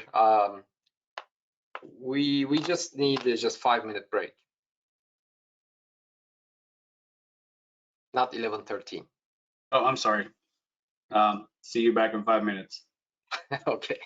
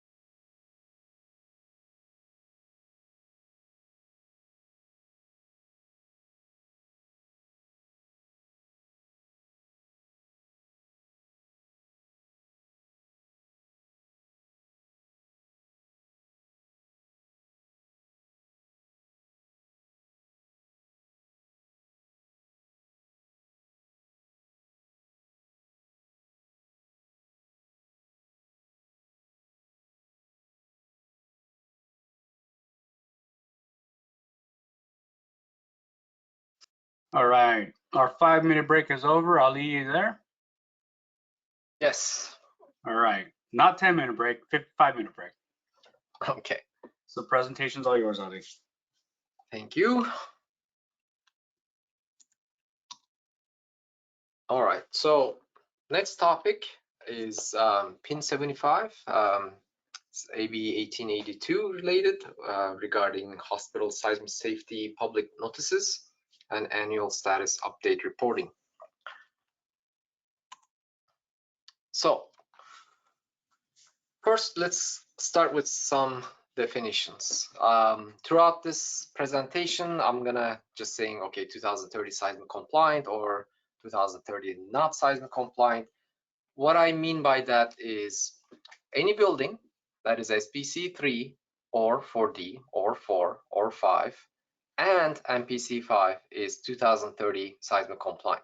These are the buildings that can provide general acute care services beyond 2030.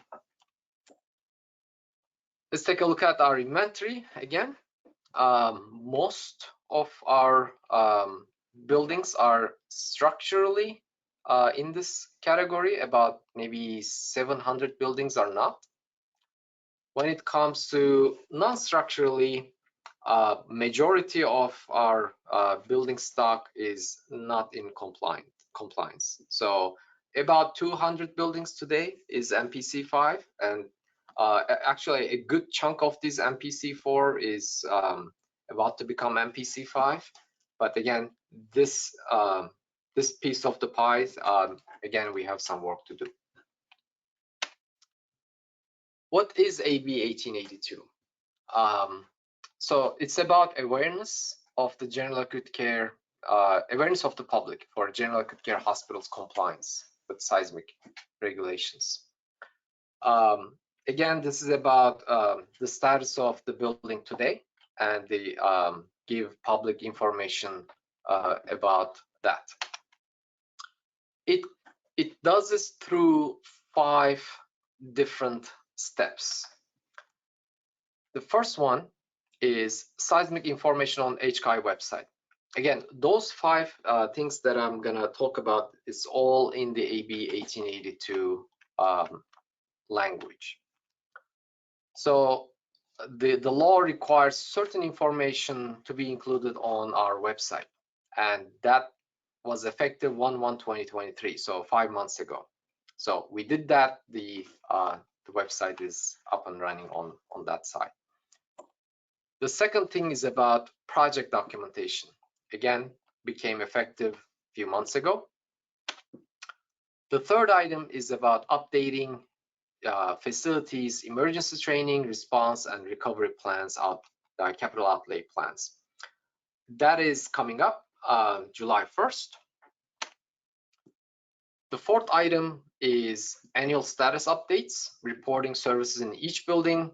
The deadline is at the end of this year, and then it's going to be annual after that. The fifth item is the signage, the notice showing seismic rating. Again, the deadline is at the end of this year. So these are all effective until the seismic compliance is achieved. So in order to implement those 5 items, we published PIN 75 back in December of 2022. We made 2 revisions since then, one in early January. The second one is a couple of weeks ago.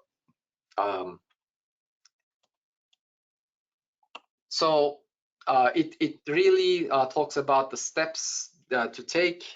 It has detailed information about the implementation. I put the link for this PIN for you to download on your handouts that is in this webinar. If you this link should be clickable, so when you click on it, it should download the PIN. Again, look for the latest revision on your downloads. let's start with item number 1. So this is 1 out of 5. So what's required for our website? Identification is the item for our website. The law says that for SPC2 buildings are identified as with this sentence. These buildings do not significantly jeopardize life, but may not be repairable or functional following an earthquake. Again, this sentence is straight from the law. For SPC5 and NPC5 buildings, they are identified on our website as earthquake resilient. Again, this phrase is from the law directly. So what we did last year, we updated our website. So if you go to our website and hit facility detail and put your facility name, and once you do that, you go to building list. And in the building list, now, if you have an SPC2 building, you will see this orange sentence. This building does not significantly jeopardize life, but may not be repairable or functional following an earthquake. So all others don't have any statements on the on the website, other than the SPC5 and PC5. So for SPC5 and PC5, what you see is earthquake resilient. So that's what we put in.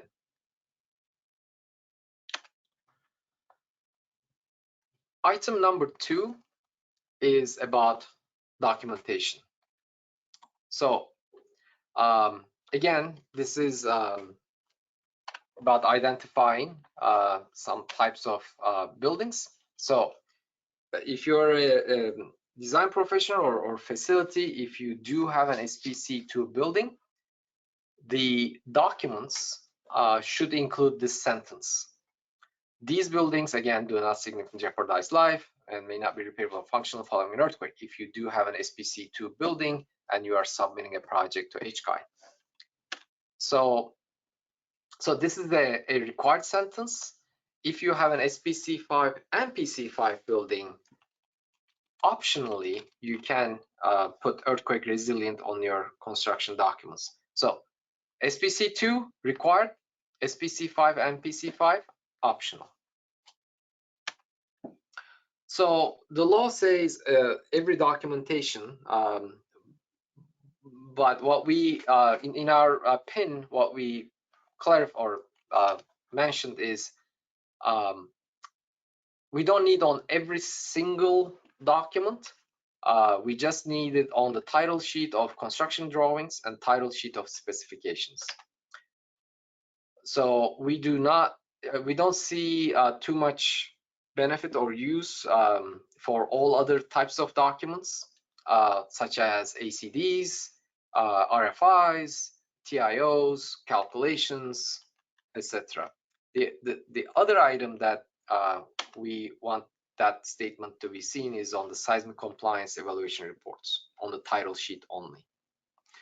So what does it look like? I picked 2 projects, and let's say this project includes an SPC2 building.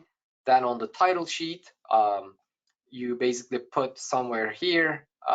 Again, the location and size is not set in stone, somewhere that makes sense, and then you put this sentence.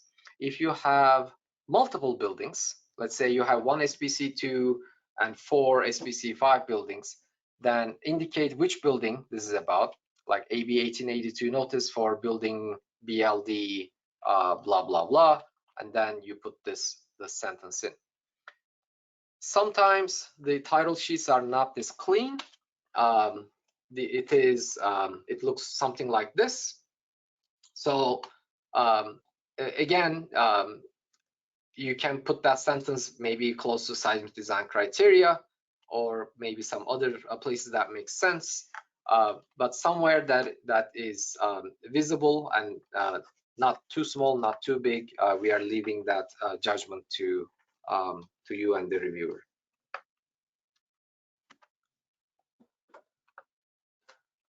Item number 3. So this is about the internal documents that the facilities have: emergency training, response, recovery plans, capital outlay plans. So this is effective on July 1st. You may say that this is a new requirement. Actually, it's not. This has been there for many years. It's just this law just re-mentioned, and then they put a date.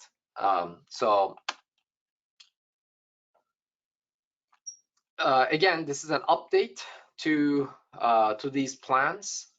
Many facilities already have those plans on hand, but the idea is basically think in terms of emergency training, response, how we're going to do recovery from these earthquakes. So all that pertinent information should be included. Now, the question is, when you include all those plans, capital outlay plans, where do you submit? You do not submit to us. That is not required. So OSHPA does not need to see any of these plans. So that's for you. That's for your preparation. Again, there's no submittal requirement for this item to OSHPA or HCI. Again, facility is responsible to update these plans as required by the law. Item number 4. This is about status reporting, and what we call it the service reporting. So let's look at item by item. What is to be reported? Before the end of this year and annually after, the owner of a non-2030 compliant building shall provide an annual status update on the SPC rating and the services provided in each hospital building on the hospital campus. So again, 2 things: SPC rating and the services.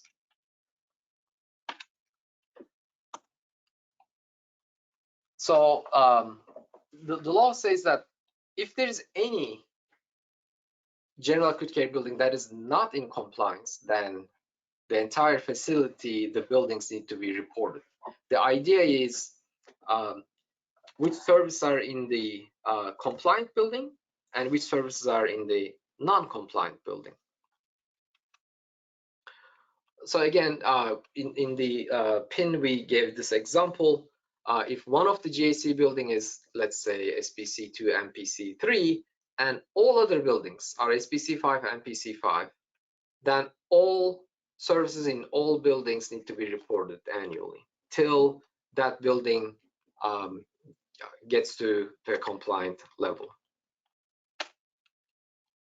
So it's an annual report,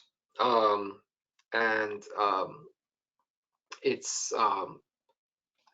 I'll talk about the project submittal. It's very straightforward. So how is it reported to HCI? So we put together a record type, an application type in our ESP, e-services portal.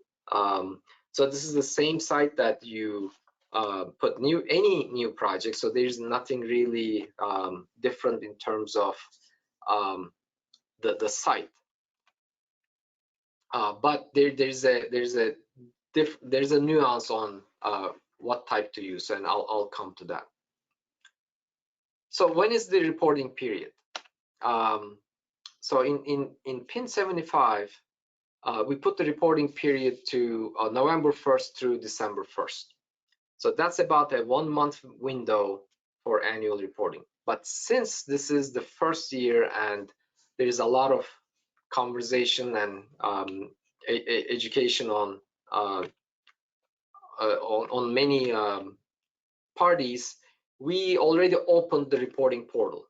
So we're going to keep it open till December 1st so that facilities have time to go through this process for the first time.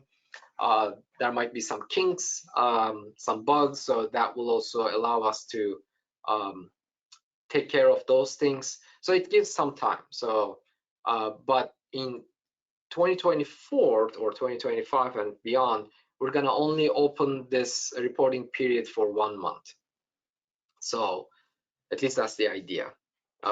And the reason that we are closing it on December 1st is that gives us about a few weeks to gather all the data, package it, and prepare a report before December 31st, so that you can take that report and report the other entities, which I will talk about. So again, the idea for us is between December 1st and 31st, and we will publish the items that you reported. It will be a PDF report per facility, so that when you go to your facility, you can just click and download a PDF report. And you can share that report with any other entity. AB 1882 requires that report to go to 9 entities. So let me read those. The County Board of Supervisors, in whose jurisdiction the hospital building is located. The City Council, in whose jurisdiction the hospital building is located, if applicable.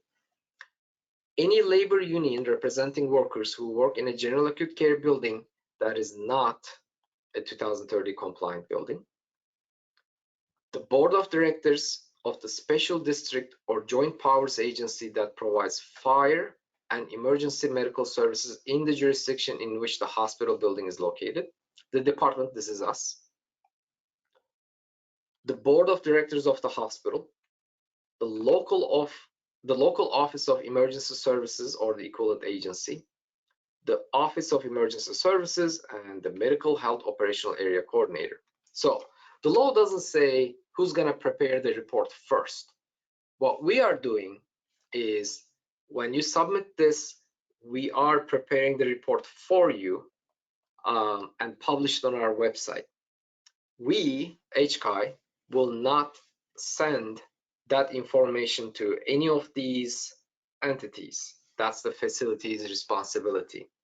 So we are just one of the 9 entities that needs to be reported. So again, to make things easier for the facility, we'll package it up, put it on our website, and then the facility, through your contacts, you will send to those entities. Again, facilities are responsible. Now, let's talk about the application, how to report those services. So we published a user guide. So it's an ESP user guide. It's number 25. I put the link here. Again, your handout, page 123, should have the link working. So this guide actually walks you through step by step on each menu item on the application process. This is a no application fee process, so you're not going to be paying $250. And for services, we are only expecting 1 application per facility. So if you have 10 buildings, 20 buildings, 100 buildings, it's still 1 application. So anyways, take a look at this user guide. It is very straightforward. It's a simple application, and in this application you have the opportunity to put the information for multiple buildings. Now, we already got several questions about this. Do you need to hire a design professional to do this? The answer is no. You don't need any design professional. So the facility authorized representative can go in and basically follow the user guide number 25 and submit an application. And basically it asks, okay, what services do you have? 8 basic services. So there's a checklist. We put about 25 different categories of services. Choose the one that is in that building. So you don't need a design professional to check those boxes. So who must report yearly? Again, this is about general acute care hospitals or licensed as general acute care category. So some hospitals are licensed as general acute care. They might be acute rehab or surgical hospital, etc. If they are licensed as general acute care, they are required to report yearly. So in these service reporting, the questions come about, okay, which documents are you supposed to provide? We are not asking you to give us any document. Just give us your state checklist, or just check the right boxes. That's all we are asking. We're not asking for drawings. We're not asking for any verification of the services in a building. We are just asking a statement from you, and you follow the checklist in the application. So it's really no documentation. Again, those steps are written in the user guide.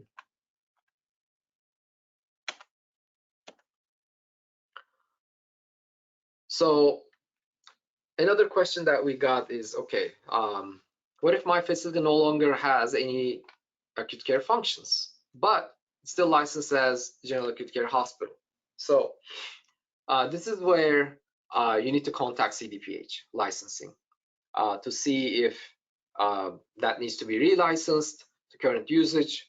Other than GAC, please email us a scanned copy of the paper license, and we will update the record and exempt the 1882 reporting requirement. So it's basically a conversation between you, CDPH, and us, and then we go from there.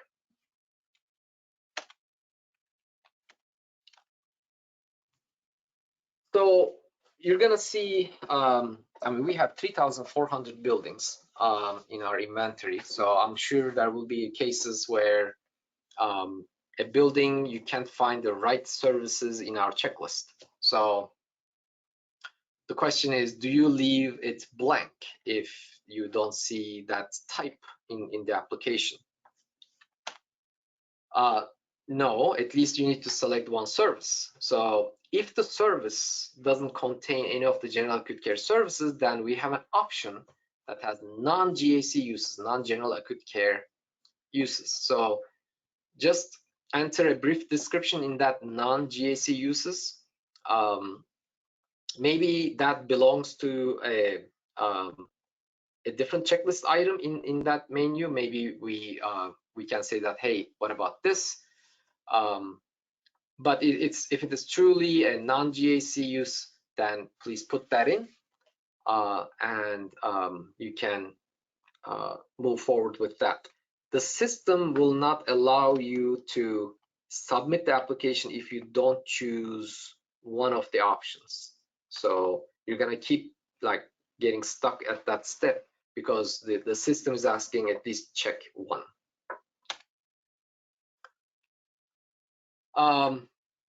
What about there's a building, but that's not in the inventory yet, or discovered.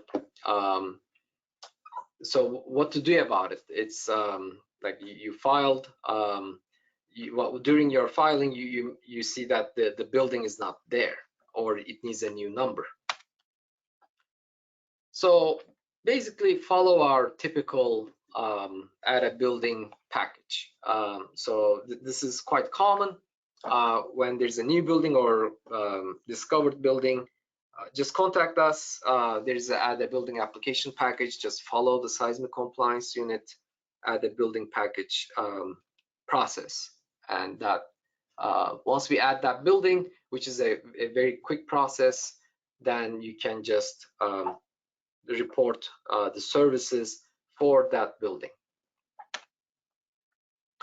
What if I need to remove a GAC building? Not an add, but a remove, because maybe got demolished, or it turned to local jurisdiction, or something else.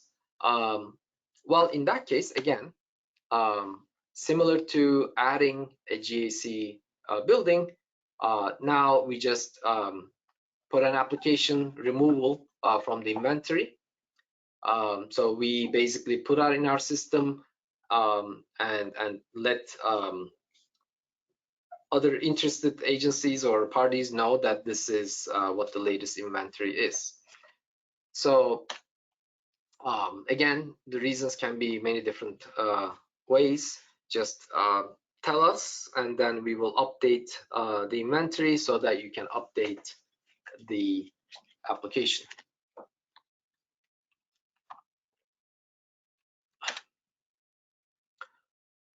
Now I want to go to the last item, the public notice. This is the signage that is required. The deadline is by the end of this year. So basically, the signage is required for the buildings that are not 2030 compliant. So again, to reiterate, the buildings compliant with 2030 means SPC3 MPC5, SPC4D MPC5, SPC4 MPC5, or SPC5 MPC5. So the law says that before January 1st, 2024, the owner of an acute care inpatient hospital that includes a GAC building that is not compliant shall post a notice in a public space designated as any lobby or waiting area. So, we'll go a little detail about what any lobby or waiting area means. So, for some buildings, it's easy to identify what those areas are. For some buildings, it's not. So the facility proposes locations for these signage, and we review, accept through an application. If there's no lobby or waiting area, then we're gonna you should propose an appropriate posting location. That's gonna be case by case. Now the signage, it is there are some basic things that we follow for the signage, but this is an interior informational signage. So a lot of like outside type signage requirements don't apply. The ADA don't apply. The Braille, so those don't apply. So it is very minimal in terms of what and how it should look like. So we come up with a certain template format to have the consistency. The size of the sign is 8.5 by 14 inches. And this is what it looks like. So this is one example where the SPC is 2 and MPC is 3. Again, this is for public. So public doesn't know what an SPC is or what an NPC is. So we, with the consultation with HBSB,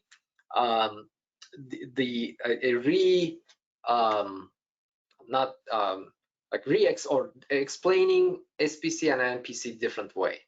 So SPC, we are calling it structural integrity. So these are the SPC ratings. And for NPC, equipment and systems critical to patient care. So that's how we are categorizing an NPC rating.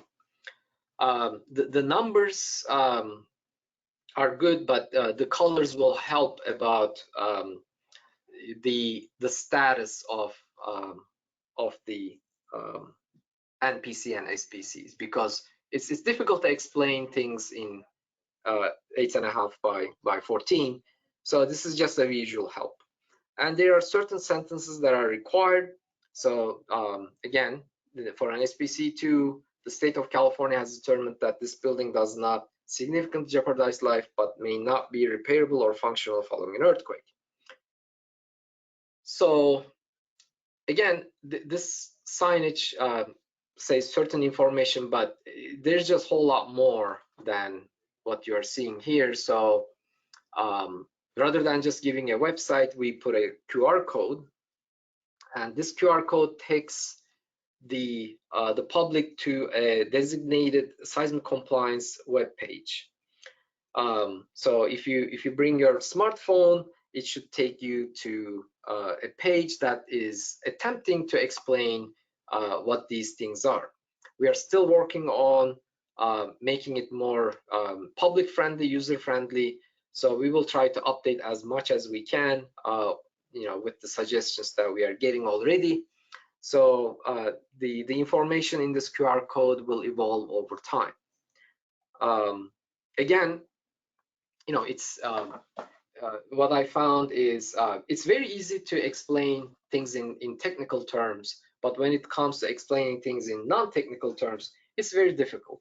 So again, we are attempting to explain this in as much as we can, but we definitely need some improvement on the language. For the website, the tie between the rating and the facility and building will be here. So this is a fillable PDF. So basically, when you click on this, you just fill the facility number and then the building number. This is already a PDF in the Pin 75. It's a PDF page as an appendix. So after you put the facility number, building number, you print on a piece of paper if you want, and the size is already given, so it should print in 8.5 by 14 on a color paper, and that's pretty much it. And then you put it in a some plastic or manila or something that protects the signage and hang it to a wall. So that's pretty much it. And there are different combinations, obviously, when you have SPC2 and let's say MPC4, then there's a page in Pin 75 that you can print. You just go to the right SPC MPC combination and just fill this information, print it out, and that's pretty much it. So this is the combination of SPC and MPC in Pin 75. So if you have such as SPC2 and let's say MPC3, you have a notice type, you have a notice type B, SPC2, MPC3. If you have a, let's say, SPC2 and PC5, again, it's a notice type B. What about the compliant buildings? So those are SPC3, 4D, 4, 5, and MPC5. So the law does not require those buildings to have a notice. But we just said, okay, notice is not required. If you choose to put a notice, these are the types that you can put in. So again, this is up to the facility if they want to put on the compliant buildings. During the discussions, some facilities say that, okay, if I have one non-compliant, let's say, building, and the rest of it is compliant, and if I only put one signage and not to the other ones, it may mislead, because the statements here are very different than the statement is there. So again, it's up to the facility if they want to use this block to publish or to put the signage, but the rest is a required field. These are the sentences in different types: type A, type B, type C, type D, and type E. So if you have an SPC1 building, this is a statement: the state of California has determined that this hospital building does not meet seismic safety standards. This building may jeopardize life and is a danger to the public in an earthquake. Again, this is an SPC1 definition in the code, so it basically matches that. And if we go all the way to the best buildings, SPC5 and PC5, the state of California has determined that the hospital building meets seismic safety standards and designate this building as an earthquake resilient building, and everything in between. So as I mentioned, we have a combination for each SPC and PC combination, so you can just go to that page and print that out. So this is where the QR code takes you. So again, it's a page under development. We will improve this page as much as we can. Application process. So how will we track all these signage in 3,400 buildings? So we created this new process. Again, it's super straightforward, and we publish a new user guide. This time it's 26. Services was 25. Signage is 26. Again, this guide takes you through step by step on what to do. Unlike the services, the signage is building by building. The services is one application, it has building by building, but signage is one application per building. So again, there's no $250 application fee. Please follow this user guide. And I put the link to download it again in your handouts. This link should work. If not, please go to our website and go to ESP and user guides. It should be there. So in this application process, once we look at the information, once we accept it at the office or at the field, then the project goes to field verification. So one of our field staff will go there in one of the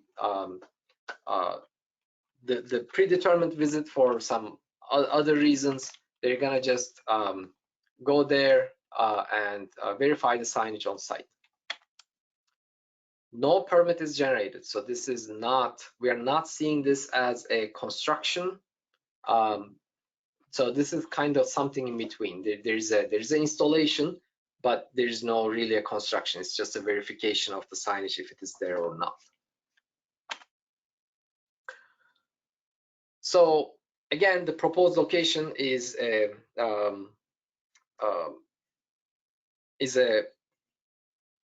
question about, okay, how are we gonna do this? Can we do it through an ACD, or can we do it through a new project? Do I have an ongoing construction project? Can I use this? The answer is no. We don't want you to use an existing construction project submittal. We have a new application just for this signage. So please use that, and the record type will start with GAC sign, and then it's gonna just have its number after that. So, okay, which documents are required for signage application? So again, use the guide, But what we need is, let me see if it's on the next one. There we go. What we need is the floor plan showing the signage locations. Again, this is your proposal. And the signage page selected and filled in from pin 75. So the signage itself and the location on a floor plan. So obviously the floor plans show, you know, how many waiting areas, lobbies there are. So our staff here will look at it, and there might be a comment about, okay, what about this location? What about that location? And once it's agreed, then it can go to the next step. So this is, again, a very common question. Are we gonna put only one notice per building? So the answer is, the law says the posting should be in any lobby or waiting area. However, we also understand that putting on every single waiting area is not that feasible or practical. So what we instructed, internally and trained is, our department is open to agreeing to a fewer number of posting locations depending on the floor layout and use of space. So it's going to be something in between. It's not one, it's not everything. It's going to be something in between that is practical and gets the most traffic from the public. Again, this is about informing public. We are not trying to do every single potential waiting area or lobby. So please submit an application with proposed posting locations, and we will review it. If we have any comments, we'll just pick up the phone and come to an agreement. Again, I can't stress this enough. Please do not put the signage on any other ongoing project. That's a tracking nightmare. So please use our signage application using the ESP. There are general acute care buildings without lobby or waiting areas. What about those? Would posting still be required? If there's no lobby or waiting area, then we will review the location of the posting on case-by-case basis. So, but when it comes to equipment yards, tunnels, canopies, cooling towers, emergency generator enclosures, we are not requiring signage. So those are not intended, like canopies and tunnels and outside stuff. That's not the intent, so we are not requiring that. So those kind of take care of a lot of no lobby cases, but there will be cases where there is really no lobby, and then there might be some discussion. Okay, what about the corridor? So again, it's a case-by-case basis.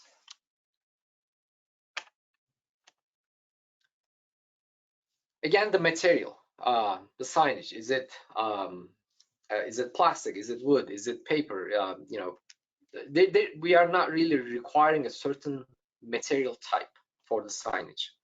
So as long as our minimum is just a piece of paper, you can do plastic or any other material you want. It just should be protected from damage. Just adhere or hung from the wall. Very simple. Just let us know the location throughout the floor plan, an approximate location, and just put it there. So when it comes to location, I know that the exactness of location will be a question. Actually, it already became a question. So what we are looking for is about approximate area. So we are not looking for 49.5 inches from this face of the wall and 29.3 inches. No, nothing like that. We just need a an approximate area on the floor plan, and our field staff will go there and look at the signage. Obviously, if the signage is behind a column or an ornament or something, then that's not an appropriate place to inform the public.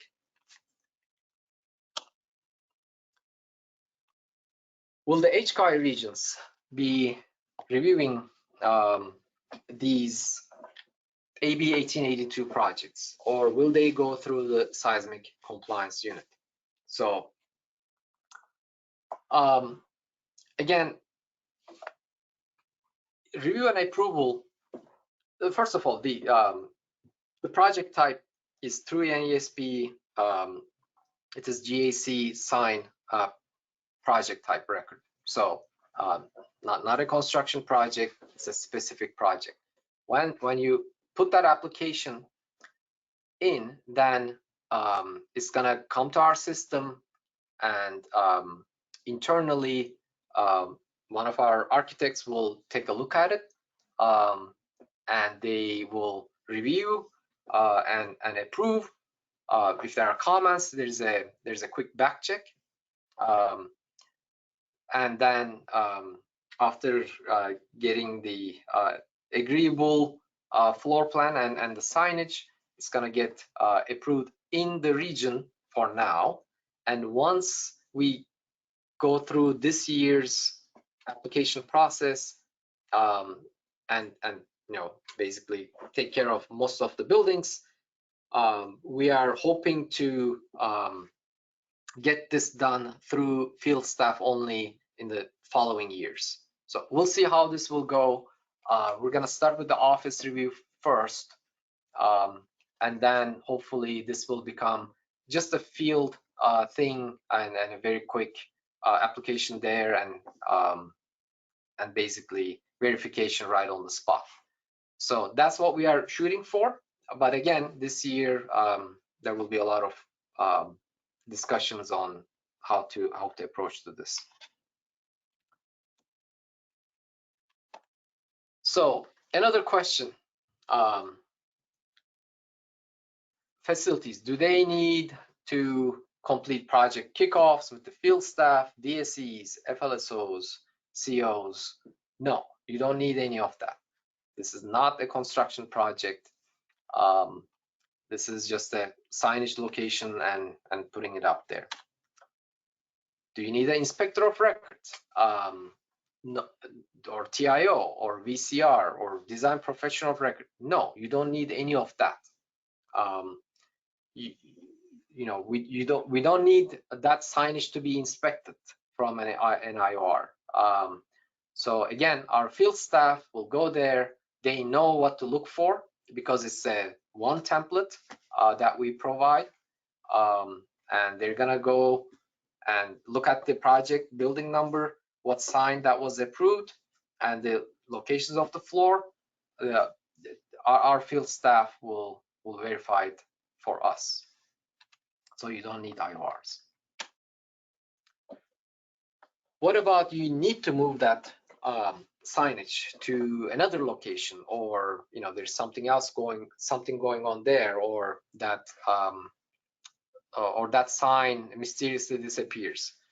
So again, if you need a revised location, please submit a new signage application. Again, you can just use the existing documentation, and then you can mark it up saying that this is the new location, so that it goes through quicker.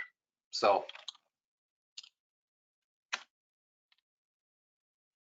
by the way, if that signage is lost, our field staff may contact you when they see something is lost. Just do a friendly reminder that, hey, this is missing. Could you just put it back? So you can correct that on the spot. We don't need a reapplication for that, just for that, as long as it's fixed in a timely manner. But if you need, if you have other concerns or need to change the places, then yes, new application is needed. Again, when putting it on, Braille is not required. So again, this is an informational signage. If you end up upgrading SPC or NPC or both, then do you need to revise do you need to put a new application? Yes, you need to put a new application with the revised signage. What about supplemental information? Can the facility provide supplemental information to the posting? No supplemental information. No supplemental information on the posting is allowed. However, you can put additional information on the posting around the signage if you want to, but that should not interfere with the AB 1882 signage. So you can put additional information around our signage as long as it doesn't block the view of the 1882 signage. We do not allow any deviation from the notice format. You cannot change the sentence, shape, size. So whatever is in the pin 75, that's what we are looking for. I think this will be my last slide. What should be reported when the facility NPC and SPC ratings have S letters, such as SPC 5S or NPC 4S? So again, the letter S means that it is reported as this rating, but it's not an approved rating. So meaning that the building was reported us as this, so it can be 3S, it can be 2S, or NPC 5S, or 2S. So those are reported. Those are not approved ratings. So which means that it is missing some documentation. Oftentimes, the documentation is there's a required statement by the facility. So there's a letter that has 3 statements that goes through some declarations that this is built under OSHPD permit. There's no unauthorized construction, and the fire sprinklers are complies with this code. So those 3 are required sentences that generally clears up 5S and 4S. So once you give that letter to us, then we just clean this up. We give 5, 4 so that your signs and document services and everything will be on an approved NPC rating. So what I'm trying to say is, if you are seeing any building with an S sign, please contact us. Most likely this is something easy that we need from you, and we can clear up a lot of these S letter buildings before you start putting the signage up. With that, thank you. So if you have any questions, and I'm sure you will have questions, please email to this email address. We will get back to you on some of the answers. At least we can point to where to find related information. We have about 4 or 5 months left for the first deadline for the evaluation. So there's definitely an increased number of retrofits, upgrades, evaluations coming in every day. It's going to increase more. So we are happy to see that. So far, we are our review time and all that is fairly quick. The turnaround time is quick now. I can't guarantee that the turnaround time will be that quick towards the end of the year when rest of the crowd starts submitting. So please be patient with us, And I'm gonna do a shameless plug here. So we also need more engineers. So this is also, we are hiring. So with that, I'd like to end my presentation. Thank you so much. All right, thank you, Ali. That was a lot of information, and with this slide, it brings us to the end of the presentation, as Ali mentioned, which we hope you have found to be very helpful. Remember, if you didn't download the handout, now is your last chance to do so. Please download that. You can find it under the handout section of the GoTo dashboard.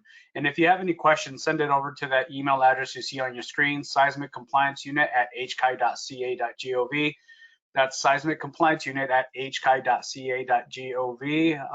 Closing comments, Ali, anything last before we leave? No, thank you so much for everyone for being here and for 3 hours. We are hoping to repeat some of these in the coming months, maybe a longer, more detailed presentation. We'll see. Thank you. Great, thank you all. Thank you all for being here. It's been a pleasure being with you all today. If you also want to thank you for doing your part and doing what you do and keeping California safe and providing access to safe, quality healthcare environments throughout the state of California. Thank you again and have a great rest of your day.